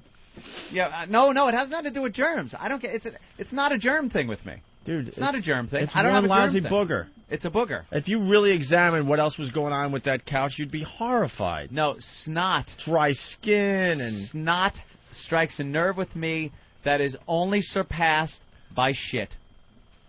Only surpassed by shit. My level of disgust goes shit. Now, make sure you write this down, people. It's shit first on the list. Disgusting thing ever that could come out of a human being is shit. If it was near me or around me, God forbid, on me, I'd lose my mind. Okay. So that's number one, the evil of all evils to come out of a human body. Second on the list, is snot. I agree. If snot gets near or around me or, God forbid, on me, I will freak out. If it's on my couch, I throw the couch away. I agree. Third, splooge? Probably pus. Pus? Some form of pus. Yes, pus. So wait, there's like three things you could think of that are worse in your mouth than a load. I didn't say in my mouth. Because you'd rather take a load than eat a booger? Here comes the promo. Because I've had... No, think of it this way. I'm even talking about myself. So I'm talking about snot or anything coming out of me disgusts me. And if, who hasn't shot a load on their own gut, right? It doesn't disgust you. And it goes down to urine, things like that down the line. But urine's one of the least, really. I know, yeah. It I don't really care. is. You take a leak. You're leaking so much at this point, it's your best friend. Why not? Right. What about earwax? Earwax is pretty up there, too. That's up there. Earwax, probably right after pus. It's like a buttery goodness. It's tart. You ever put your tongue on your finger after you stick it in the earwax? Don't make me... You almost made snot come out of my nose. You would never eat like a big watery runny booger? God damn it. It's like sucking down a loose piece of pasta. Stop it. It's got a nice salty tinge to it. If I you just made me do the cricket snort. If I inadvertently, you suck in and you feel something more than just You've mucus never go down eaten the back your of your boogers? throat. Never! Not one. Not one Dude, time. I can say, in all of my years, I have never, ever, ever eaten one of my boogers. Not once. I have never even contemplated it. Really? I have actually been repulsed at the very thought so as not to even accidentally ingest a booger. I have never, ever, ever eaten a booger. You never yanked one of them off a little hair in the nose, one of those little fat ones? Oh, those are wonderful. No, Sure. and if I'm picking at something, I can't even look at it. I have to get it away and off of me and cleanse my hand immediately. It has to go. And when I used to work on the job and see those construction workers plug off one nostril with the thumb and go, the snot rocket. And a snot rocket. Those things rock. It would disturb me for hours, and I couldn't eat my lunch. Bill Madden taught me the snot rocket when I was back in like junior high. We were playing basketball. He's like, and I need a tissue. He's like, screw that. Just do what I do. Right on the sideline. He didn't care. Right on the cheerleaders if they were too close. If I blow my nose, I have to have a mirror right there too, so I can make sure there's nothing hanging, and I have to like make like these things out of the toilet paper or tissues that I could shove up my nose and twist around and pull out like rubber bands and make sure every bit of it's gone. You know what you do? You wrap the toilet paper around the finger, and then you put the finger in, and you can dig and pick and scrape with your nail. Yeah, but under sometimes the paper. it pushes it up. I found what's better is a loosely packed little twist of toilet paper. And then you could put it up there, jiggle it around a little bit, and it kind of grabs on and pulls it right out. Yeah. So your thoughts, Anthony, on people that eat their own boogers? People that eat their own boogers? These are not people that you want living in your neighborhood. Do you want this as your neighbor, your friend, the person sitting next to you at church? Maybe on the job, on the go, even looking out the window of your automobile as you cruise this great land. Do you want to look over and see some animal picking, digging, straining up to the knuckle to pull out some of that green goodness? Take a look at it, slowly roll it between his finger and thumb as he ponders the taste of it. I don't even know what he's thinking when he's gazing into this glistening green orb between his fingers. But what does he do with it, people? Does he get a tissue and dispose of the ugliness? Does he wipe it somewhere, never to see it again? No. He looks at it like it's some type of meal and slowly puts it in his mouth. And then chomps on it between his little teeth. Before he, swallows it, puts it between his cheek and gum like a skull. I don't know what goes on with the booger after it goes in his mouth, but it's there. It's horrific. We need to do something about these booger eaters. Thank you. Thank you. And thank you very much. Thank you. Thank you, people. The booger is not... Yeah, thank you. Thank you. Thank you. No, great. Thank you. We as non-booger... Thank you, people. Thank you, please. Thank you. I say, put the booger down. Awful. Snot is the reason I won't eat rice pudding, says Clark Gifford from Whackbag. I have no idea what that means, but something struck a nerve there. Rice pudding. Rice pudding is an awful invention. Do you know there were dominatrixes that? Well, I've read stories of. Yeah, stop it! Don't even say it. No, it's not what you think. It's not what you think. It's not what you think. Snot rockets right in the chest. No, she'll actually put her nose in your mouth and blow her nose in your mouth. It's worse than I think. You're right. That is horrible. I'll tell you the most disgusting thing for me is, to be honest with you, period. There's nothing that gets me more than that. That, to me, is number one. Clark Clifford from Whackbag also saying, snot is like the caviar of body fluids when compared to shit. It really is. Very funny with the food analogies there, Clark. Yeah, that can't... You don't enjoy the buttery goodness of the earwax? No. Earwax must also be cleaned out with a rolled up piece of tissue. He's a Q-tips freak me out. They're too small. I don't know what they're doing. So how do you clean your ears? I take a piece of tissue paper and roll it up, stick it in there, and like that, and then pull it out, and that's just as good. Because I don't know, they're too hard at the tip sometimes, and they're small. You never know how far to stick them in. Yes, if you stick toilet paper in, it'll crunch back if you go too far. There's no safety spring on a... Nah. Yes, sir? I now know the problem with his headphones. It's his ears. He's got a wax buildup that's about 4 inches thick. What? No. You got to scrape it out of there with a little... I scrape it out really good with the tissue. I love looking at that yellow on the Q-tip. Oh, yeah. I wind it around like a corkscrew in there. When I forget to clean my ears for a while and I go in for some goodness and it comes out, it'll skeeve me out. Extra crunchy. Oh my God! I didn't know I was lying on peanut butter all night long. It's just. Should I make a peanut butter and jelly sandwich with this? You know how you know your ears are filthy? Like when you scrape it, it's not yellow, but it's a brownish yellow, and it's actually up off the Q-tip. Almost, it's not just on the Q-tip. It's like you pulled a physical piece of something out. Like your Q-tip is wearing a hat. Oh, God, is that disgusting? Earwax is not a hat. It's like a scab or something. Yeah, exactly. You know, this is something that freaks me out. I've been a cop now 13 years. Yeah. And I've worked all over the city. There's not one police station in this city that I have not gone into and walked into a urinal that there's not boogers on the wall. Oh, the people picking and wiping? I don't know if it's one cop that just goes around the whole city and picks his nose and wipes the booger on the wall, but there's not one urinal in the whole city. You ever lean forward and lick that wall? Yeah! Wow! Why not? And then they try and, sometimes they try and see how far up on the wall they can get it. And the prisoners do that with shit, too. They'll monkeys throwing their crap around. Right. I've seen the cells where they'll I guess they'll do the finger in the ass or something, and they try and see how far they can get it up on the wall. Up on the wall. That's great. A little contest for them. Jimmy, did you try that when you were downtown in the Tombs? I hated it. I tell you, that made me a better citizen. I'll never get arrested again. Never get arrested, see? They taught you a lesson. One night was all it took. Brutal. Oh, it was awful. God, that's disgusting. Yeah, the booger on the thing. The problem with the booger on the precinct wall is if you lick it, it won't come off. It's like a hard little bump. It's like a genital wart on the wall.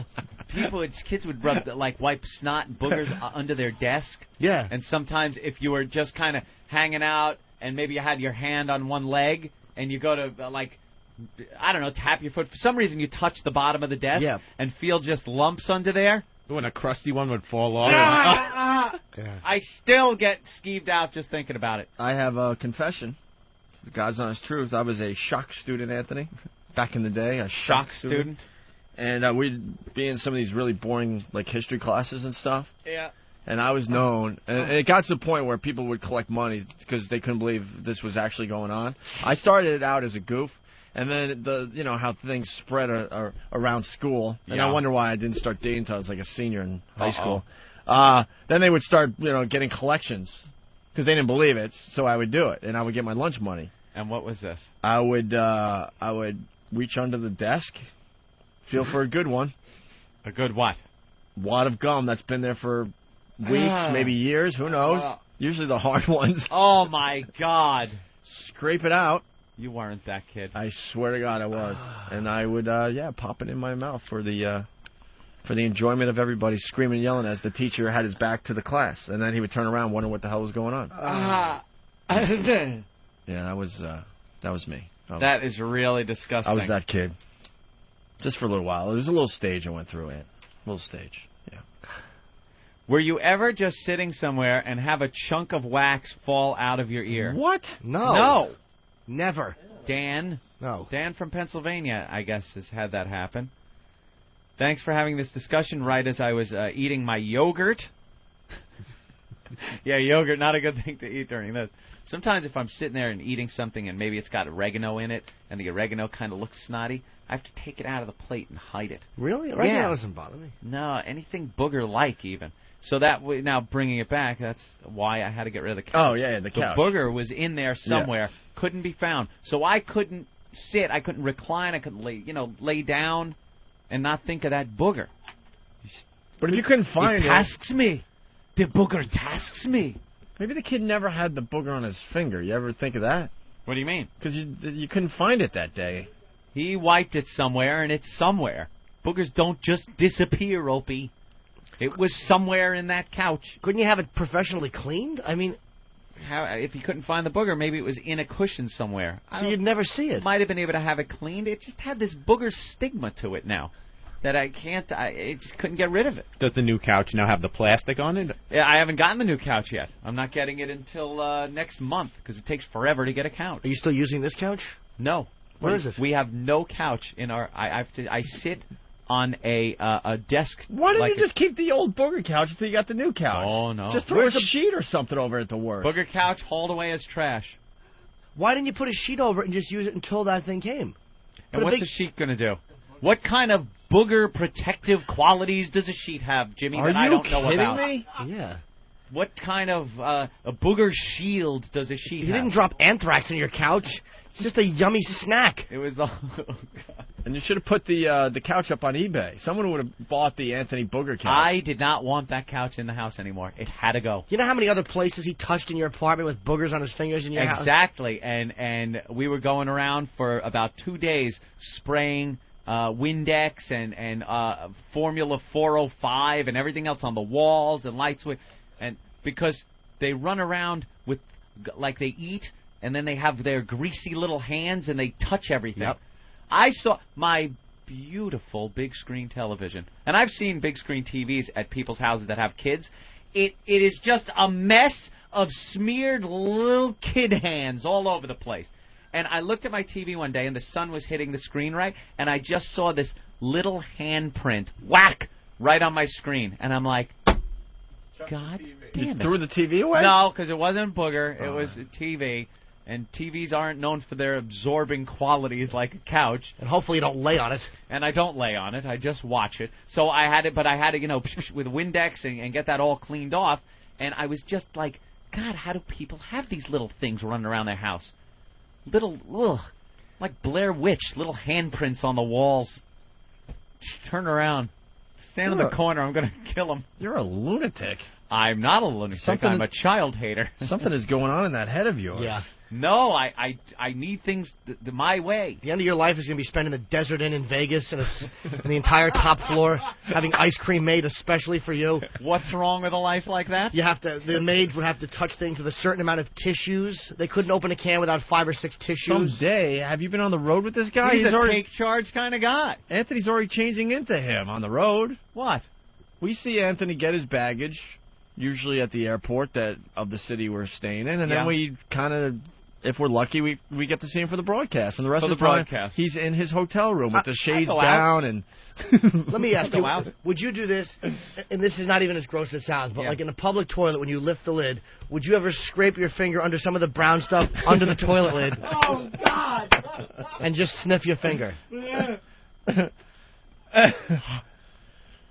Stop it. You know the crud that builds up in a public toilet, though, right? Or any toilet.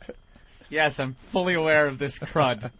You know that kid took one of those boogers and put it right on your pillow. Stop it! Oh, he did. He was bouncing all over. Anthony. Can't say your name. He's too small. Anthony. Little dirty. Probably touched his little pee. Like, you know, because kids pee and they touch their helmets. Probably touched your pillow. The pillow. The pillow. All right, now you're treading on a different area. Or he scratched his little childish bum. Oh!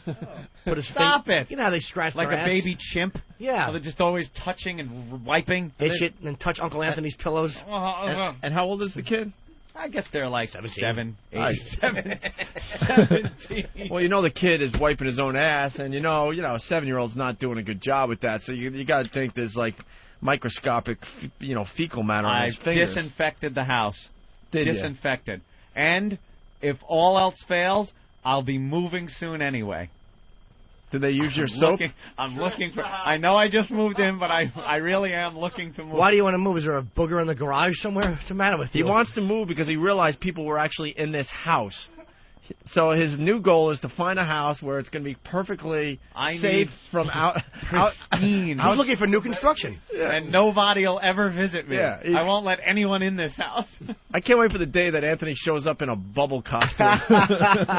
Rolling through the door, yeah. I'm slowly but surely noticing you're changing. Yeah. A little bit. No guests. No guests. I might actually have like a cabana by the pool where people can stay.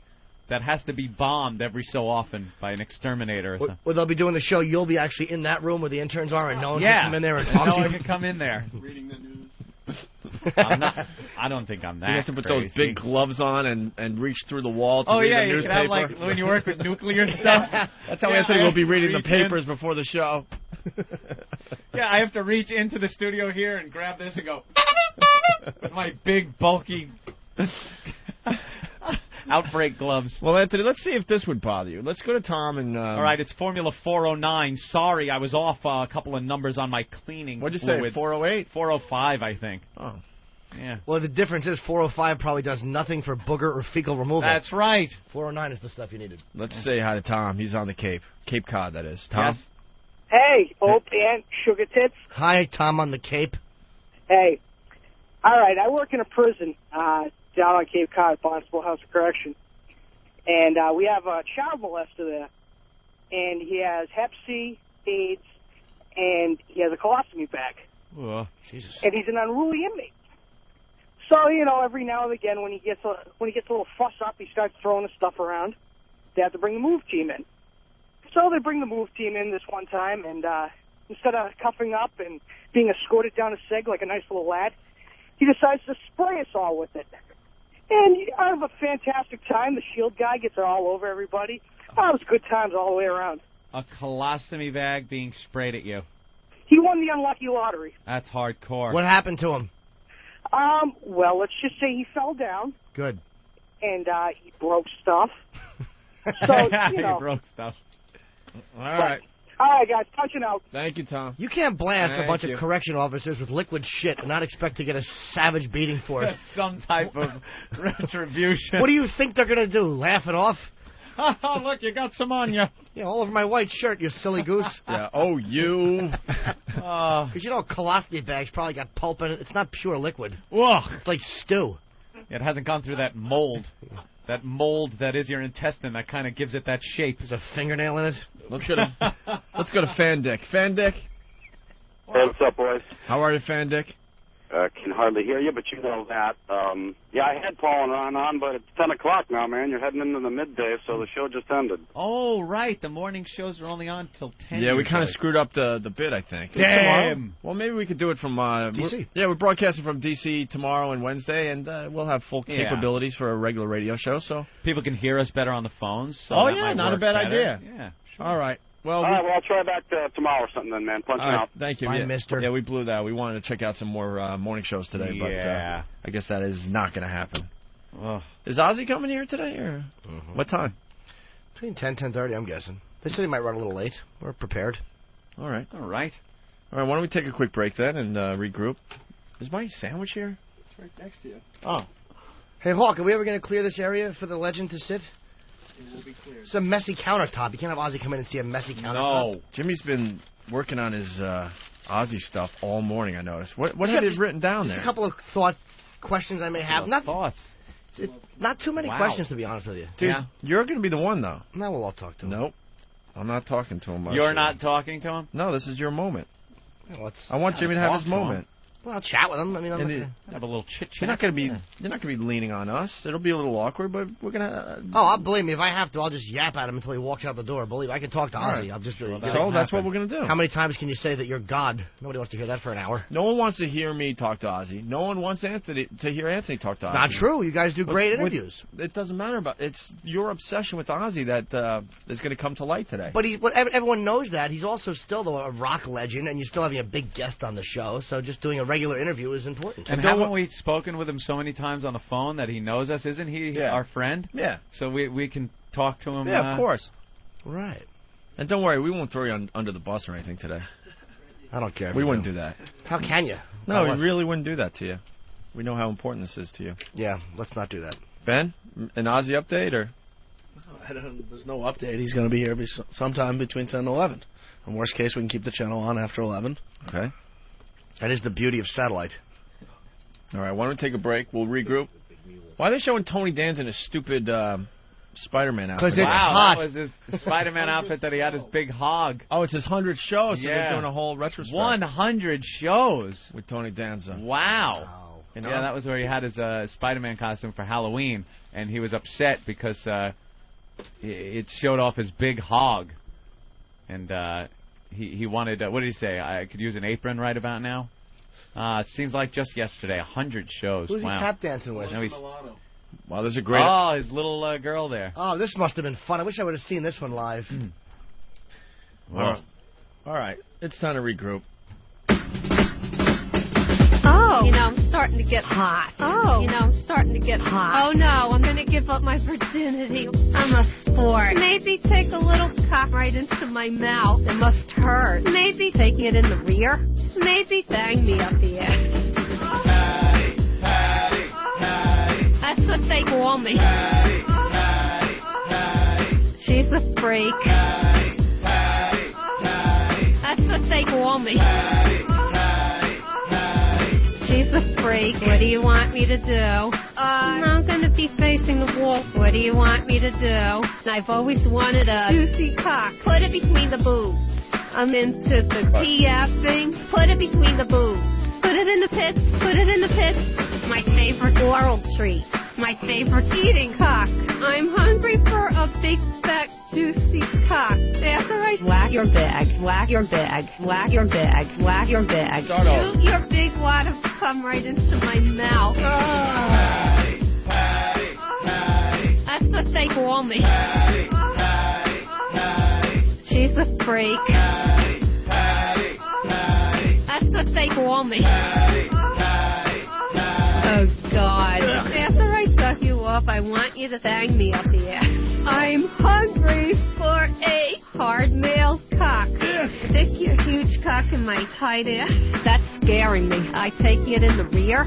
I'm a freak. That's what I was taught. I got a big juicy cock from Ben the other day. Oh. I like the banana. Oh, God. I like the banana. I'm a freak. I enjoy having sex with a guy. I enjoy cum in my mouth. I enjoy cock between the boobs. I enjoy cock in my tight ass. That's what they call me. She's a freak. That's what they call me. She's a freak.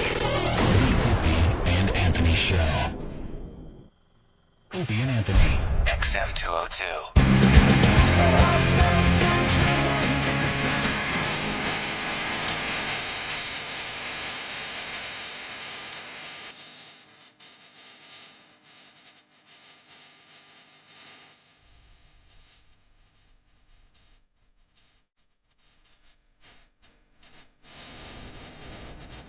No, I'll let you suffer. Come on. You beta the Come on. We're out of break. Go ahead. Do the big we're back thing with your mouth full of egg whites and bagel. I'm not trying to do that. I'm trying not to do that. Oh, really? Yeah, now I like to have it like we're just back. Oh. All right. We're just back then.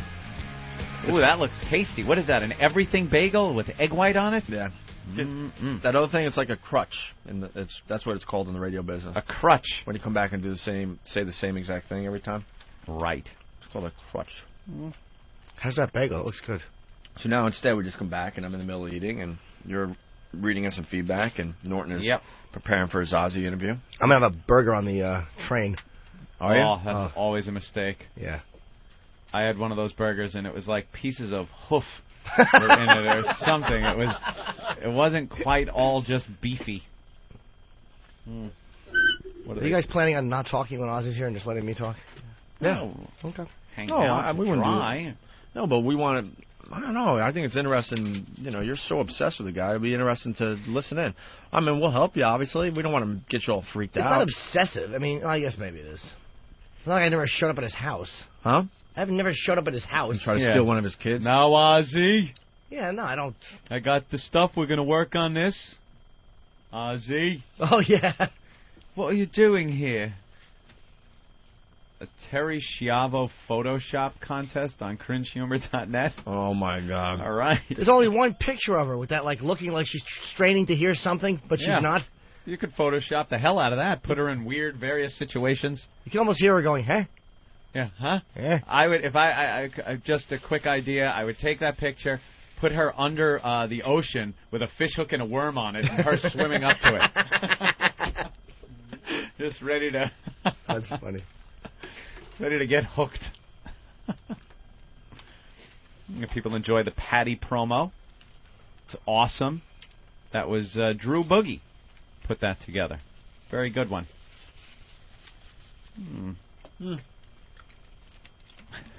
Hope you got to finish eating. Yeah, I didn't want to bring it up, but You know that blood sugar thing? It was starting to happen. Oh, were you getting a little shaky? Oh, boy. Oh, boy. I thought you went to a doctor and he said you were fine with that. What happens to your blood sugar? Everything's good, actually. Had a full physical, yeah. He just has to eat. He gets cranky if he doesn't eat. Yeah. Like, Anthony could survive on, I don't know. I had tuna. I know, but you could, like, eat a pretzel and you're fine for the whole day. It's the weirdest thing. Yeah. Everyone's metabolism is different. Yeah, I have none. I ate a lima bean. I put on 4 pounds. Fat pig. All right. I'm almost back with you guys. Hey, did that scene in Schindler's List bother you when the little kids were running away and they had to jump into the porta-johns? Oh, yeah, that was a good one. There's flies all over? Yeah, that didn't really bother me. Unless it's real, right there. I could picture myself in it. Then it's, Could you watch a good scat video? No, I've seen some of those. People send clips, and it is really hard to watch. I've seen some awful The girl all bent over, and it just starts butting out like a volcano. Yeah. Her bung starts popping out, and then all of a sudden just creamy and... Yeah, I don't like creamy. Yuck, yuck, Oh, yuck. God. Disgusting. I don't like creamy like there's something you do like. Remind me to tell you the story about the time the suppository bounced off my chest. I still cannot quite believe that goes on with you, Jimmy. I think I'll believe the urine thing and the other kink that goes on in his life with some of these hookers, but the shitting thing, I refuse to acknowledge as reality. I'm with your mom in this whole camp. Hi, Jim. This is Anthony. Yeah, hi, Jim. It's Anthony. Yes. Jimmy, Dr. Phil said that women shitting on you is disgusting. Could we all make believe it really doesn't happen? Dr. Phil said you should kill yourself. You're a failure as a son at 36. Old log face. Oh, stop it. Peeing, crapping logs on him. His chest looks like the log flume at Great Adventure. Whoosh! Disgusting. I will not accept that as fact. And I like that whenever you do tell that story, you kind of smile like maybe it's not real. You're delusional. I'm not as bad as people would think. And he says things like that that lead me to believe. I will say that women who have hooked up with me at times, even just regular dates, are always surprised I'm not completely the creep they expect me to be. Really? Yes. The ones that live through it. Very gentlemanly. Yes. Very gentlemanly. Yeah, I'm nice. Yeah. I'm not a scumbag. Mm-hmm. I'm a nice fella. Till you get to know him a little. Yeah. That's... And you start saying... Ooh, that smells good. Then you start telling them what it would be like if they had to sit and watch you and her father. Oh, yeah, that was a good one. Snuggling and you jacking the father. Yeah. And just as he lets it go in my hand, he puts his face in my neck and goes, "Ugh," and he just groans into my neck as it bubbles over on my hand. And he paints these pictures for these girls. Oh, is that horrific? I used to love that one and telling her how I was going to hug her grandmother, but then just grab her grandmother's ass and press my heart on into it against the kitchen counter, like into her crotch. Like... That's what she said, too. She said the worst part of the whole... Like, she'd come down the steps, and the way I would describe it is that me and her dad would have our pants pulled down just to mid-thigh. Like, we wouldn't be naked. And she said the worst part was the pants not being all the way off and the face in the neck. She said that was the worst part. Oh, the father... You feel his little razor stubble on your neck? Yeah. Like, you can't look at me, but it just feels too good to make me stop.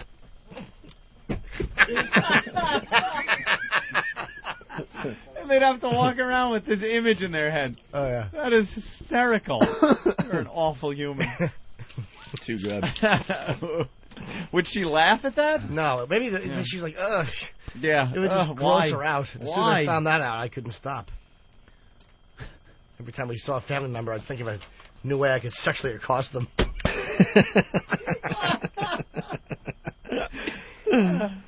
That is great. Well, we got so out there, man. We got a bunch of things we can get into here. We got the contender drops from the dude that committed suicide. His appearance finally was on TV the other night. It was a rocky weekend for me. A rocky Sunday. Yeah? On one of those American movie channel or something like that. Movie Classics, whatever the frig channel that is. Started with, Rocky. And then they went all the way up to I Must Break You. Rocky 4, I guess that was. One in Russia. Boy, that one dated well. That one aged well.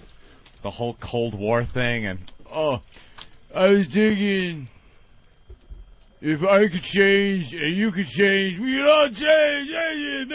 Just awful Cold War propaganda garbage. He's a trite ass, Stallone. Yes. A trite ass. He's never had a real message in any of his dumb movies. If I could change, you could change, then we could all change. They're chanting Rocky, Rocky at the end of the movie. They're all, hardline communist, Russian, Soviet Union. They're all in there to see Drago beat up Rocky, and of course Rocky wins. And halfway through the fight, they're chanting Rocky, Rocky. And Gorbachev, the guy that had a career because he looked just like Gorbachev, is at the end. Rocky gives a little speech, and he stands up and does the slow clap. Nothing worse in a movie than the slow clap. And here's the head of Russia, doing the slow clap for Rocky. Gotta know when to do the slow clap, though. Oh, yeah. Not another teen movie. That was... Oh, I know. Very funny. Brilliant. Rocky movies, I watched every one of them, too. I just sat there watching these dopey movies, and it's all the same thing. Rocky feels he can't overcome a problem. Adrian doesn't quite believe in him.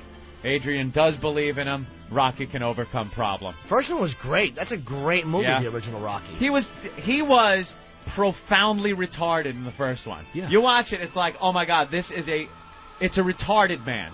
And then by the last one, he's fine again. He's just Sylvester Stallone. He's not retarded Rocky. What happened? They punched his brains back in? It really doesn't quite work. Dude, he's a cheese dick. I mean, he's a cornball. Yeah. I think First Blood was mediocre at best. The Rambo stunk. Oh, First Blood I know a lot of awful. people love it. It's just not my type of film. And Tango and Cash, I actually bought that to take some corny, unfunny dialogue out and bring it in. Really? It's brutal. Horrible. When he tries to be funny, well, I guess that's what happened. Yeah. That's where my mom will shoot. You're actually going to bring that in for the show? I started already. Well, I brought in a tremendous special about the girl who had sex with a teenage boy that nobody ever played. Yeah. I know. All right. Well, and Sylvester Stallone now has his own magazine, and then I'm reading that I think he's making his own pudding or something stupid. I'm making my own pudding. Yeah. Pudding? Something. What the hell is that? Either pudding or something he's marketing. I put a pudding cup behind Buckus. Ugh. Will they take like vanilla pudding and throw a hair lip into it? That fixed, didn't you, sweetie? Thanks. So and by the way, they won't do Rocky 6. I think that he wants to make Rocky 6 because he has. Why? What is that going to be? Obviously, he'll be a manager or something like that. Is he playing Mickey? The studio won't do it.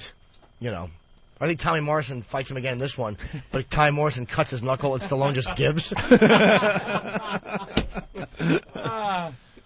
Yeah, enough with the Rocky movies. Yeah. All right. Rambo was First Blood, moron. Yeah.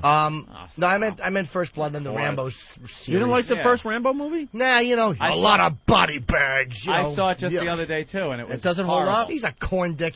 Fucking Cobra stunk Marion Cabretti. Wait, Cobra was horrible. Everything he's done has been awful except the original Rocky. Let me get into this for a second, because I haven't seen Rambo in, who knows, at least 10 years. Cliches. It's really bad. Cliches.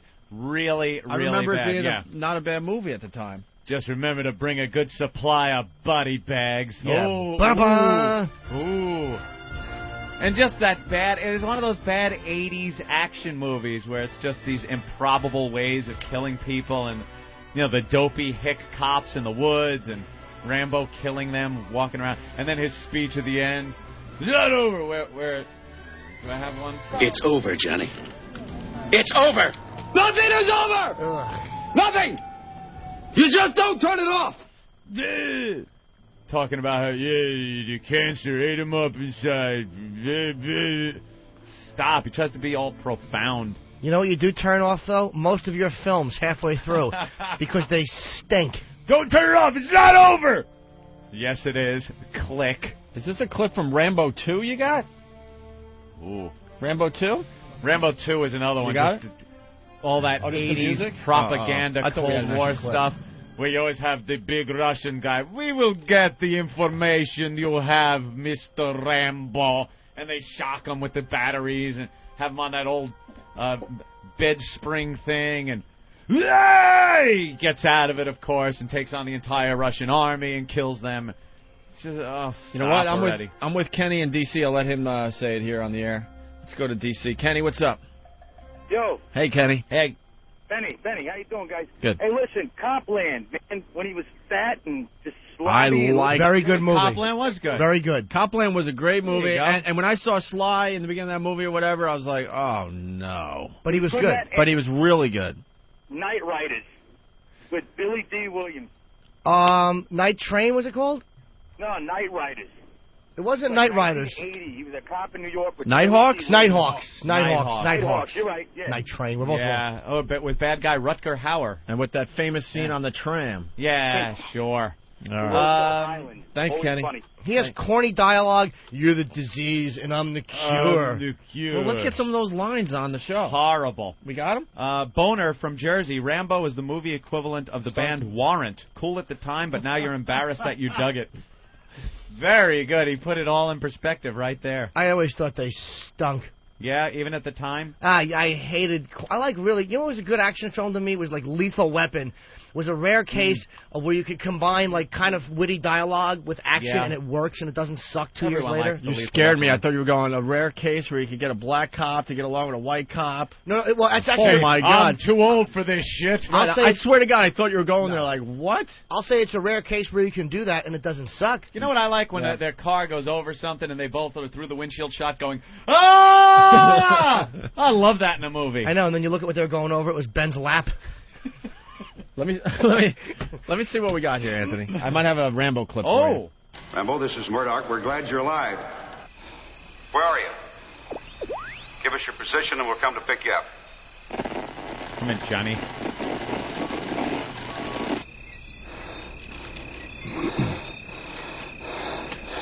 Murdoch. The lightning. I'm coming to get you. Coming to get you. What? Yeah.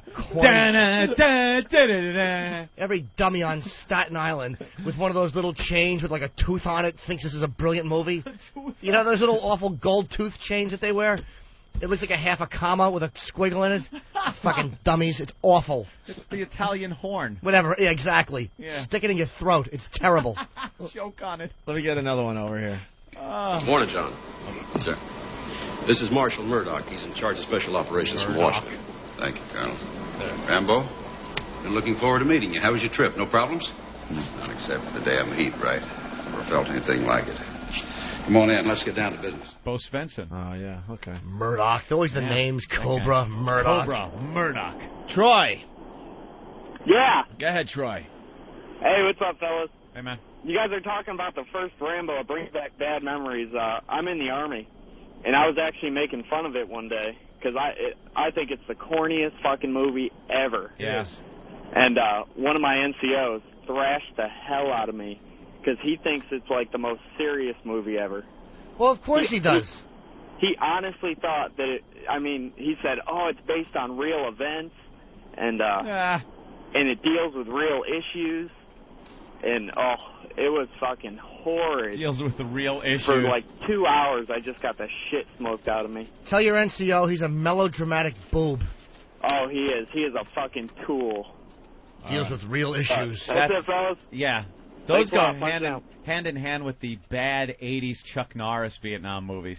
Those are the same things. Missing in action. Missing in action. It wasn't a Vietnam one, I don't think, but it was one of the worst Chuck Norris movies ever. Lone Wolf McQuade. Oh. You ever see Lone Wolf McQuade? They kill like his family, his best friend, his partner, everything. And he's pretty pissed off. But the straw that breaks the camel's back when they kill his wolf. Then he decides, now I got to go out and kick some ass. You've gone too They far. killed everybody. Yeah. When they play all this, like other people in his life are just dying one after the other. He doesn't even blink. And his wolf dies. They have this touching scene with this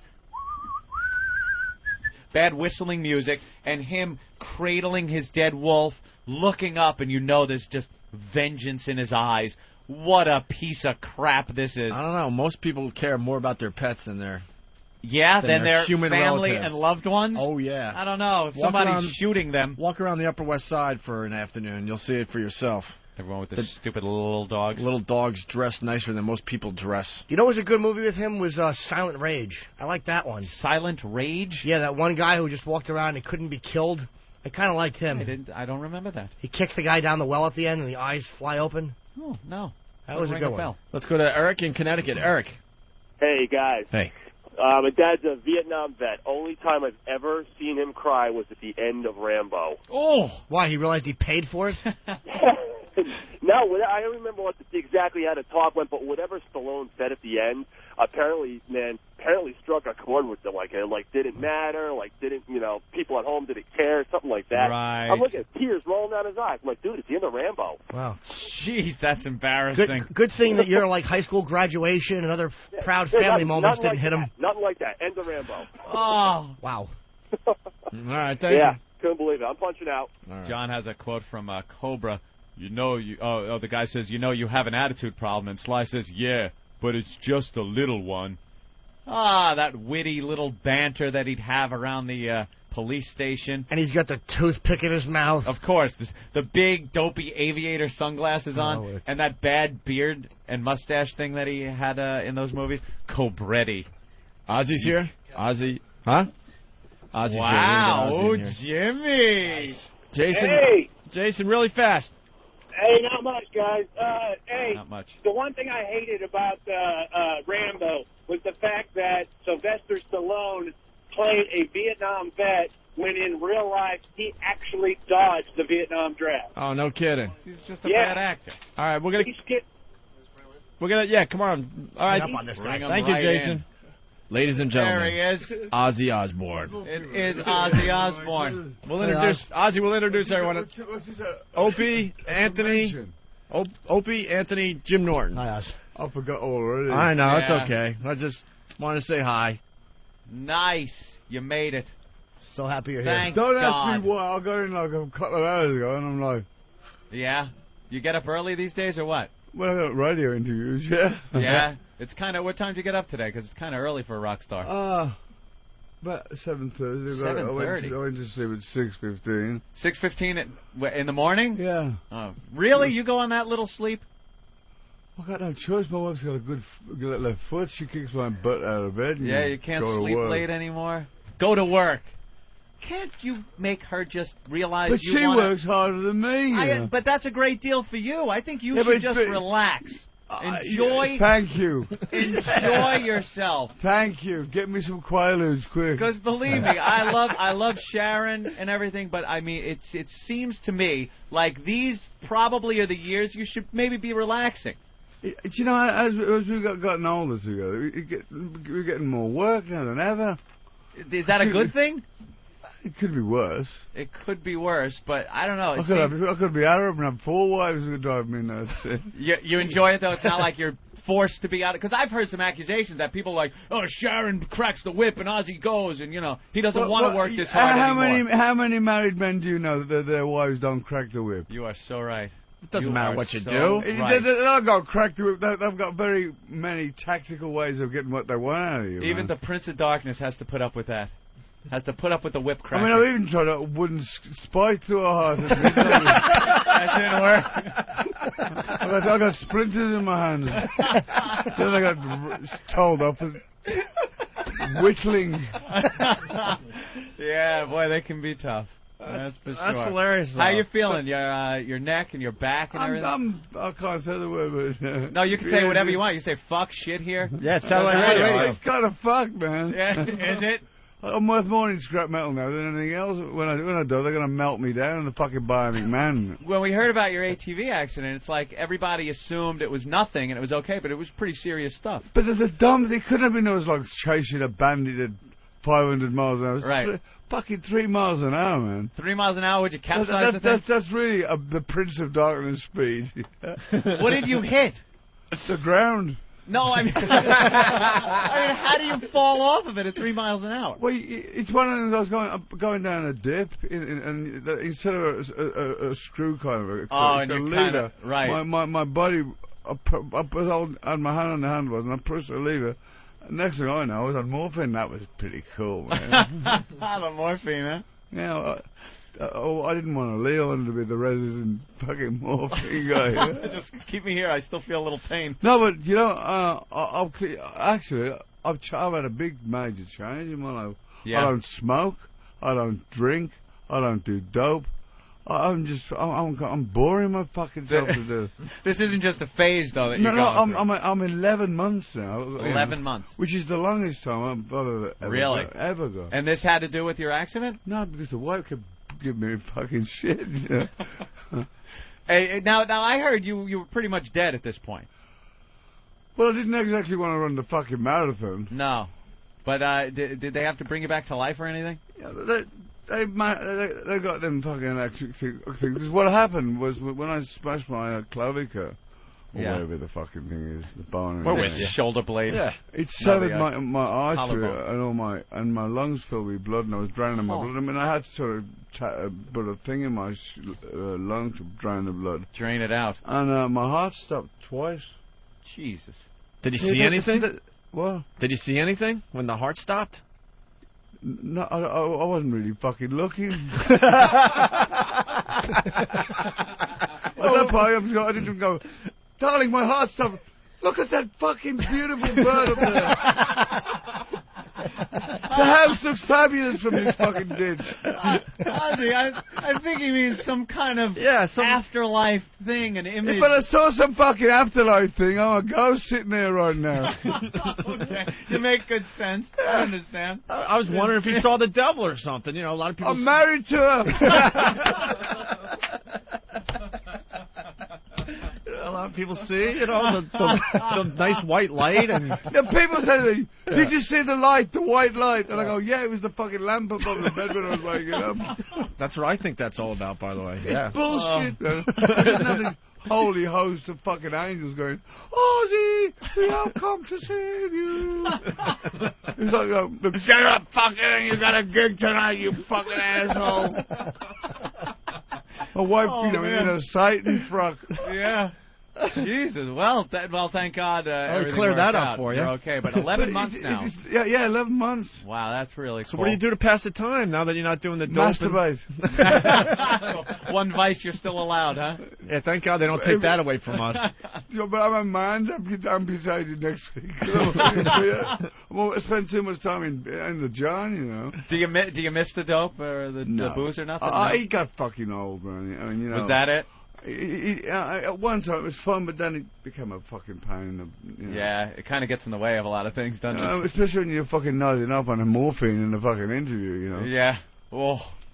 And now it must have been a little hard knowing what you went through and stuff to see your kids going through rehab. That's got to be. In actual fact, he spurred me on. I mean, I'd been trying for 20 odd years, but really, he just with the series going so well on MTV, he kind of like they all went, because when you think. People go, oh, it must be so cool. But when you think every morning at 7 o'clock, you open your bedroom door, and there's a fucking crew, and they're on, and they're chasing your ass around your house, or wherever you go, all day. And it's fun for about the first week or two, but then the fucking second year comes, you know, it's like, don't you guys have a fucking home to go to? Yeah, you know? It gets a little old, I'm sure. And so the kid, plus the kids went from being kids to TV stars, and they were getting all kinds of flack from the public. They were like being ridiculed and slating. Not everybody. A lot of people were okay. I think most people were okay with it, but there were some people that were really ragging the kids. You always got a whack jobs out there somewhere, you know. I mean, the majority of the people were great, but the whole life switch really fucked with them, you know, and they started, you know, doing drugs and alcohol. Now you were back on. When Sharon was diagnosed with colon cancer, my whole plan was like, I'll go first. I mean, you got to admit, guys, with the reputation that I had, I've got more chance of going before she. She don't smoke, she don't drink, and she ends up with colon cancer, and I'm like, fucking smoking bungs and running around the fucking house, vats of booze. So is the was there anything that was like ever shot that you just didn't want shown on the show that you said you got a lot. Did they honor it, or did they show it anyway? No, I mean, when you see a show, it's like 25 minutes, right? They're filming from Monday at 7 o'clock till every morning, like 4 o'clock in the morning, and they got that for a fucking week. A week you could make a series, you know. Right. But the stuff, the trick to the show, I think, was the editing. Yeah. And we just did a wrap-up thing with Dr. Phil, who, incidentally, is a really cool guy, man. Really? He really knows his stuff. Really? He's when I used to watch him on the TV, he's another fucking quack. But he really is a nice guy. Yeah? He kind of did he help you're all it? fucking mad and went home. You're all mad. Did he help you out a little bit? Yeah, but the guy's just a really nice guy. You know? Yeah. We had like a family thing, you know.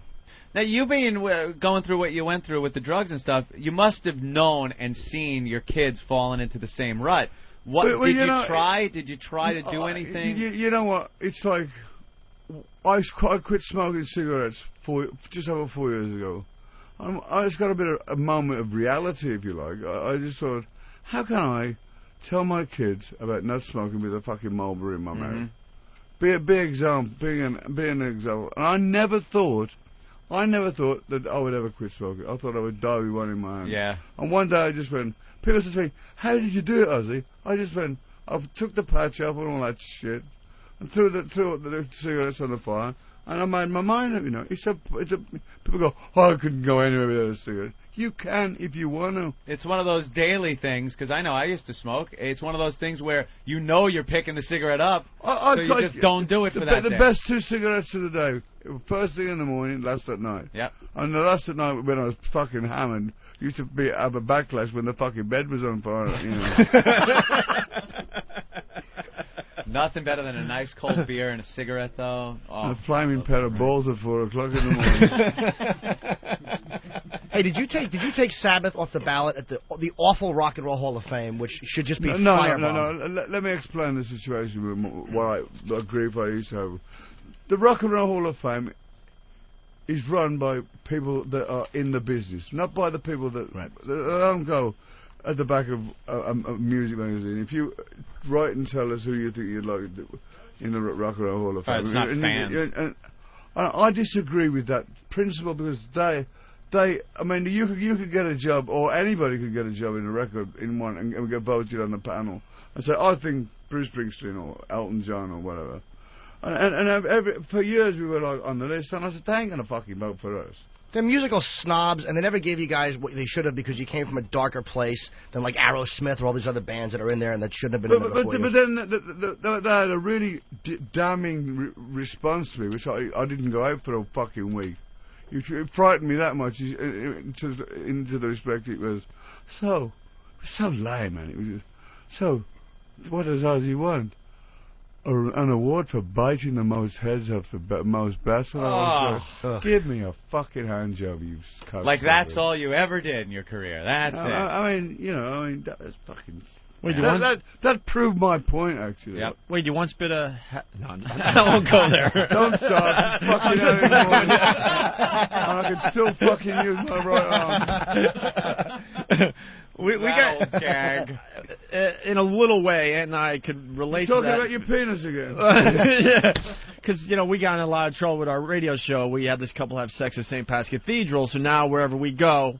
That's all they want to know. So we can relate on a small level, the whole bat question, the dove question, all that you've been asked thousands and thousands of times. So who wants to hear it anymore, right? Exactly. Fuck it. Well, it was like... Yeah, it was like this. Oh, please. Yeah, what the bat tastes like? I don't know. It's been that long ago. I don't know what fucking bread tastes like. I saw you had a great answer for that on Letterman years ago. You said bats taste kind of salty. Great response to that. I gotta ask, this is kind of a dumb question, but like, what is your greatest fear when you walk out on stage? Are you afraid when you walk out? Every night, people say, I've been doing it for it's like 30 odd years now. And people say, oh, you must have it down now. I never, ever, before I go on stage, I go through this inner torture. Am I going to pull it off? Is the crowd going to like me? Am I going to... Because sometimes you go on stage and you go, it's going good tonight. And then you come off stage and the people come up to you and go, you feeling okay tonight? Oh, no, really? And you go, what, you think you're having a good time? See, my perception is fucked. My perception is all over the place. And then when I think I'm doing a bad show, they go, fuck it, and you get better with age. And but I like to, it's like an invisible line. Once you cross that line, you're on, whether you're good, bad, or whatever. Right. I mean, sometimes it's good, sometimes it's fucking awful. But you still go through it before every time you go out? I don't, but this way, I don't need any laxatives, you know. Yeah? But, you know, I mean, the toilet is overflowing. Yeah. That's odd, because you would think, you know, for so many years doing it and stuff, and when you come out, you just look like an animal. You look like the guy that, you know, is confident. I always think that, I always think the worst when Sharon goes to me, you just stand there, you know. I go, I can't because I'm fucking me, you know. Yeah. Sharon says, oh, no, you're 56. None of this fucking jumping around anymore. I just go, keep me at home then if I can't do what I got to do. I'm going to stand there like a fucking lemon. Yeah. And then people say, oh, why is Ozzy not moving? Then you get shit for They go, that. he did die. They're just propping him up there, damn it. In my contract, I have to die like, With the fingers up in the air. The Aussie. Hey, how'd you become friends with Elton John? I saw that on one of the Osbourne shows there. It's a long story. My wife used to hang around with him before she met me. It just seems like a strange combination. I don't know. It's just a really. I don't know. It just happened. You know, isn't it? Actually, he's a very nice guy. Hey, that's a good guy though for your wife to hang around before she met you with. You know, nothing was happening. Not with Elton John, it wasn't. Do you know what? I never asked things like that. You know, No. I don't look at it. Look at any. I mean, any one of us could be homosexual. I wouldn't know it. I'm not. Could be. Look around the room. I'm not. Yeah. I'm not a homosexual. No, don't look at me. Look at, I was hoping the camera. Wow. I was hoping you were going to look that way, not over I here. made the gender mistake with a hooker once. I thought it was a chick, but it was a guy. But that's not gay because I didn't know when I went into it. but you fucked her, yeah? Well, no, I kind of finished, and I was like, "Oh, you got me," and he left. How did you go poop shoot or what? No. I think he paid for a blowjob, Oz. Yeah, it was a blowjob in Jersey, and I didn't know. I wouldn't give a fucking shit about one of them. Thank you. Look at that. I mean, I bet you more than one person has done that, you know. Oh, thank you. But you're getting. He's the only one willing to admit it in front of a lot of people. I mean, some of these transsexuals, though, you don't know the fucking difference. Oh, they're lovely. Looking a little nice, right? These days, science and technology. Kickstart a fucking Harley every quick, though. You know what I've always wanted to ask you too is No, I'm not one of them. Oh no. You're not a tranny. The original War Pigs, you guys had it was an original version you did to War Pigs, and then the lyrics, which were really like dark lyrics. Did the record company make you change that, or did you guys make a creative decision to do it? It's been that long ago, I can't remember fucking making the record. Did I make a record called War Pigs? No, I mean, the only one I do remember, Volume 4 was originally going to be called Snowblind. And they said, no, you can't. It's in those days, it was like cocaine was you couldn't mention or have any connotations. So if you look in the inside cover, I think it's Volume 4, one of the Volume 4. And it's got, we'd like to thank the great Los Angeles Coca-Cola Company, which is a little way of saying. Right, you had to get it in there. Fucking blow on that album. Troublemakers.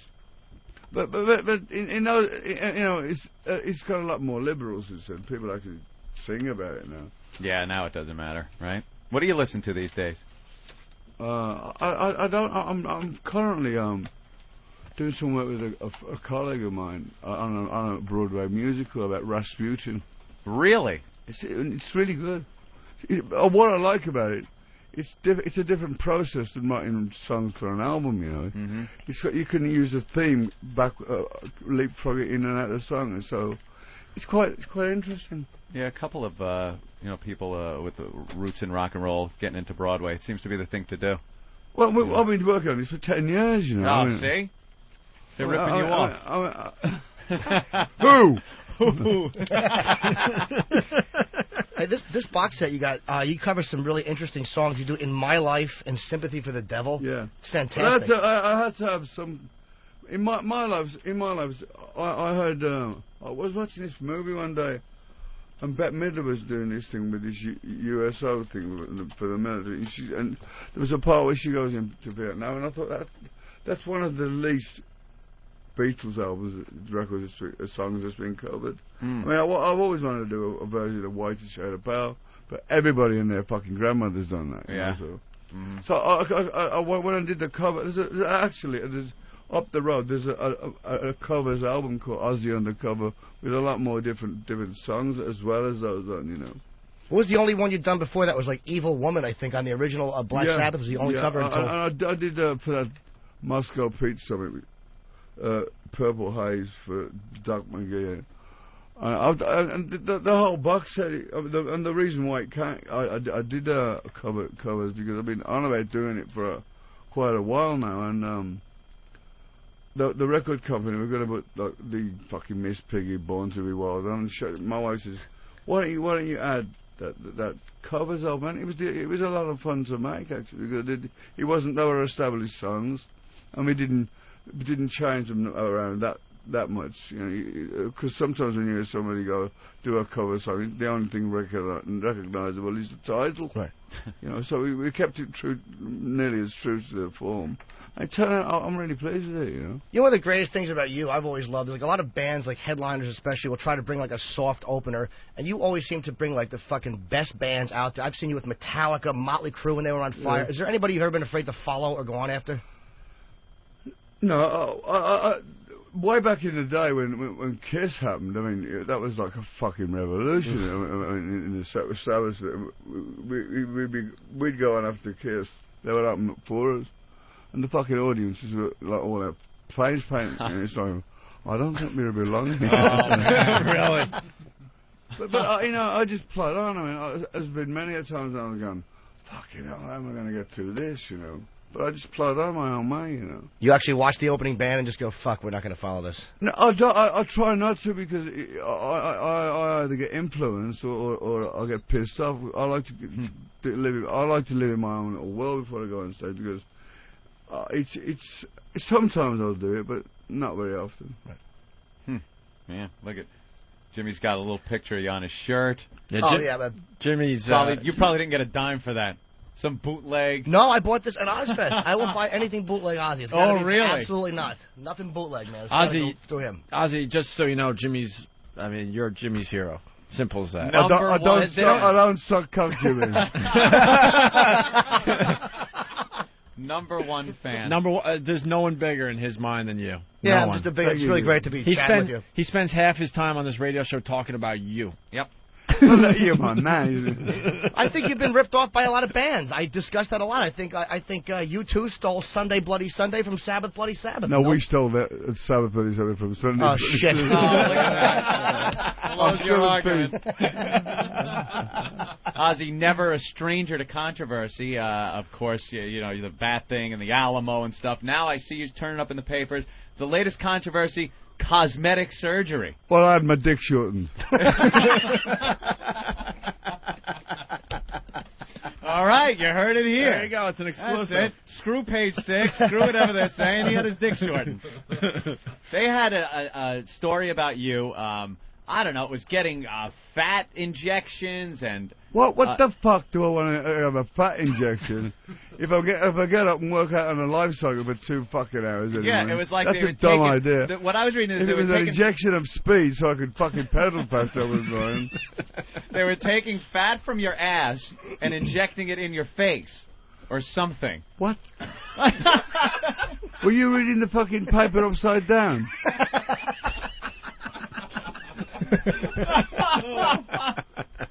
Oh. It says that you admitted I have had a facelift. Yeah, my wife fucking smacked me in the chin one night. Ex-Bloody Black Sabbath singer came clean after years of denying he had gone under the knife. Ozzy, 56, had insisted he lost his gaunt appearance by ditching drink and drugs and switching to clean living. But the rock wild man has now revealed, I've had a face job and a new nose. It bolstered my confidence to no end. Do I look any different? No. Nope. And the pictures that they put... If that's the truth, I'm going to get my fucking money back. So you never said this? That you've had a face nose job? It's real. I don't know where they get this shit from. I don't know. They're printing lies about you. Probably not the first time, right? Right. Sometimes I'm sure you open up the paper, you read things and go. I don't read it because I always get pissed off. You get pissed off. Oh, you do get pissed off by that stuff still? If I won't read a magazine, but but once every blue moon I go, oh, look at that.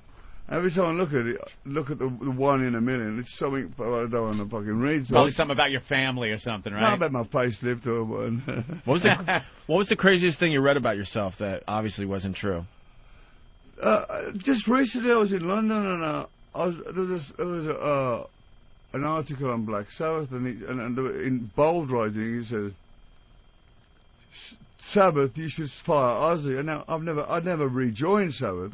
We had a reunion because you'll never get a studio album out of him. And the reason why I said I wouldn't do it, the reason why I haven't done another studio album with Bill Ward, Tony Iommi, and Geezer Butler and myself is because I said, if the music that we wrote wasn't as good as when we left off, what's the fucking point? You're a smart man.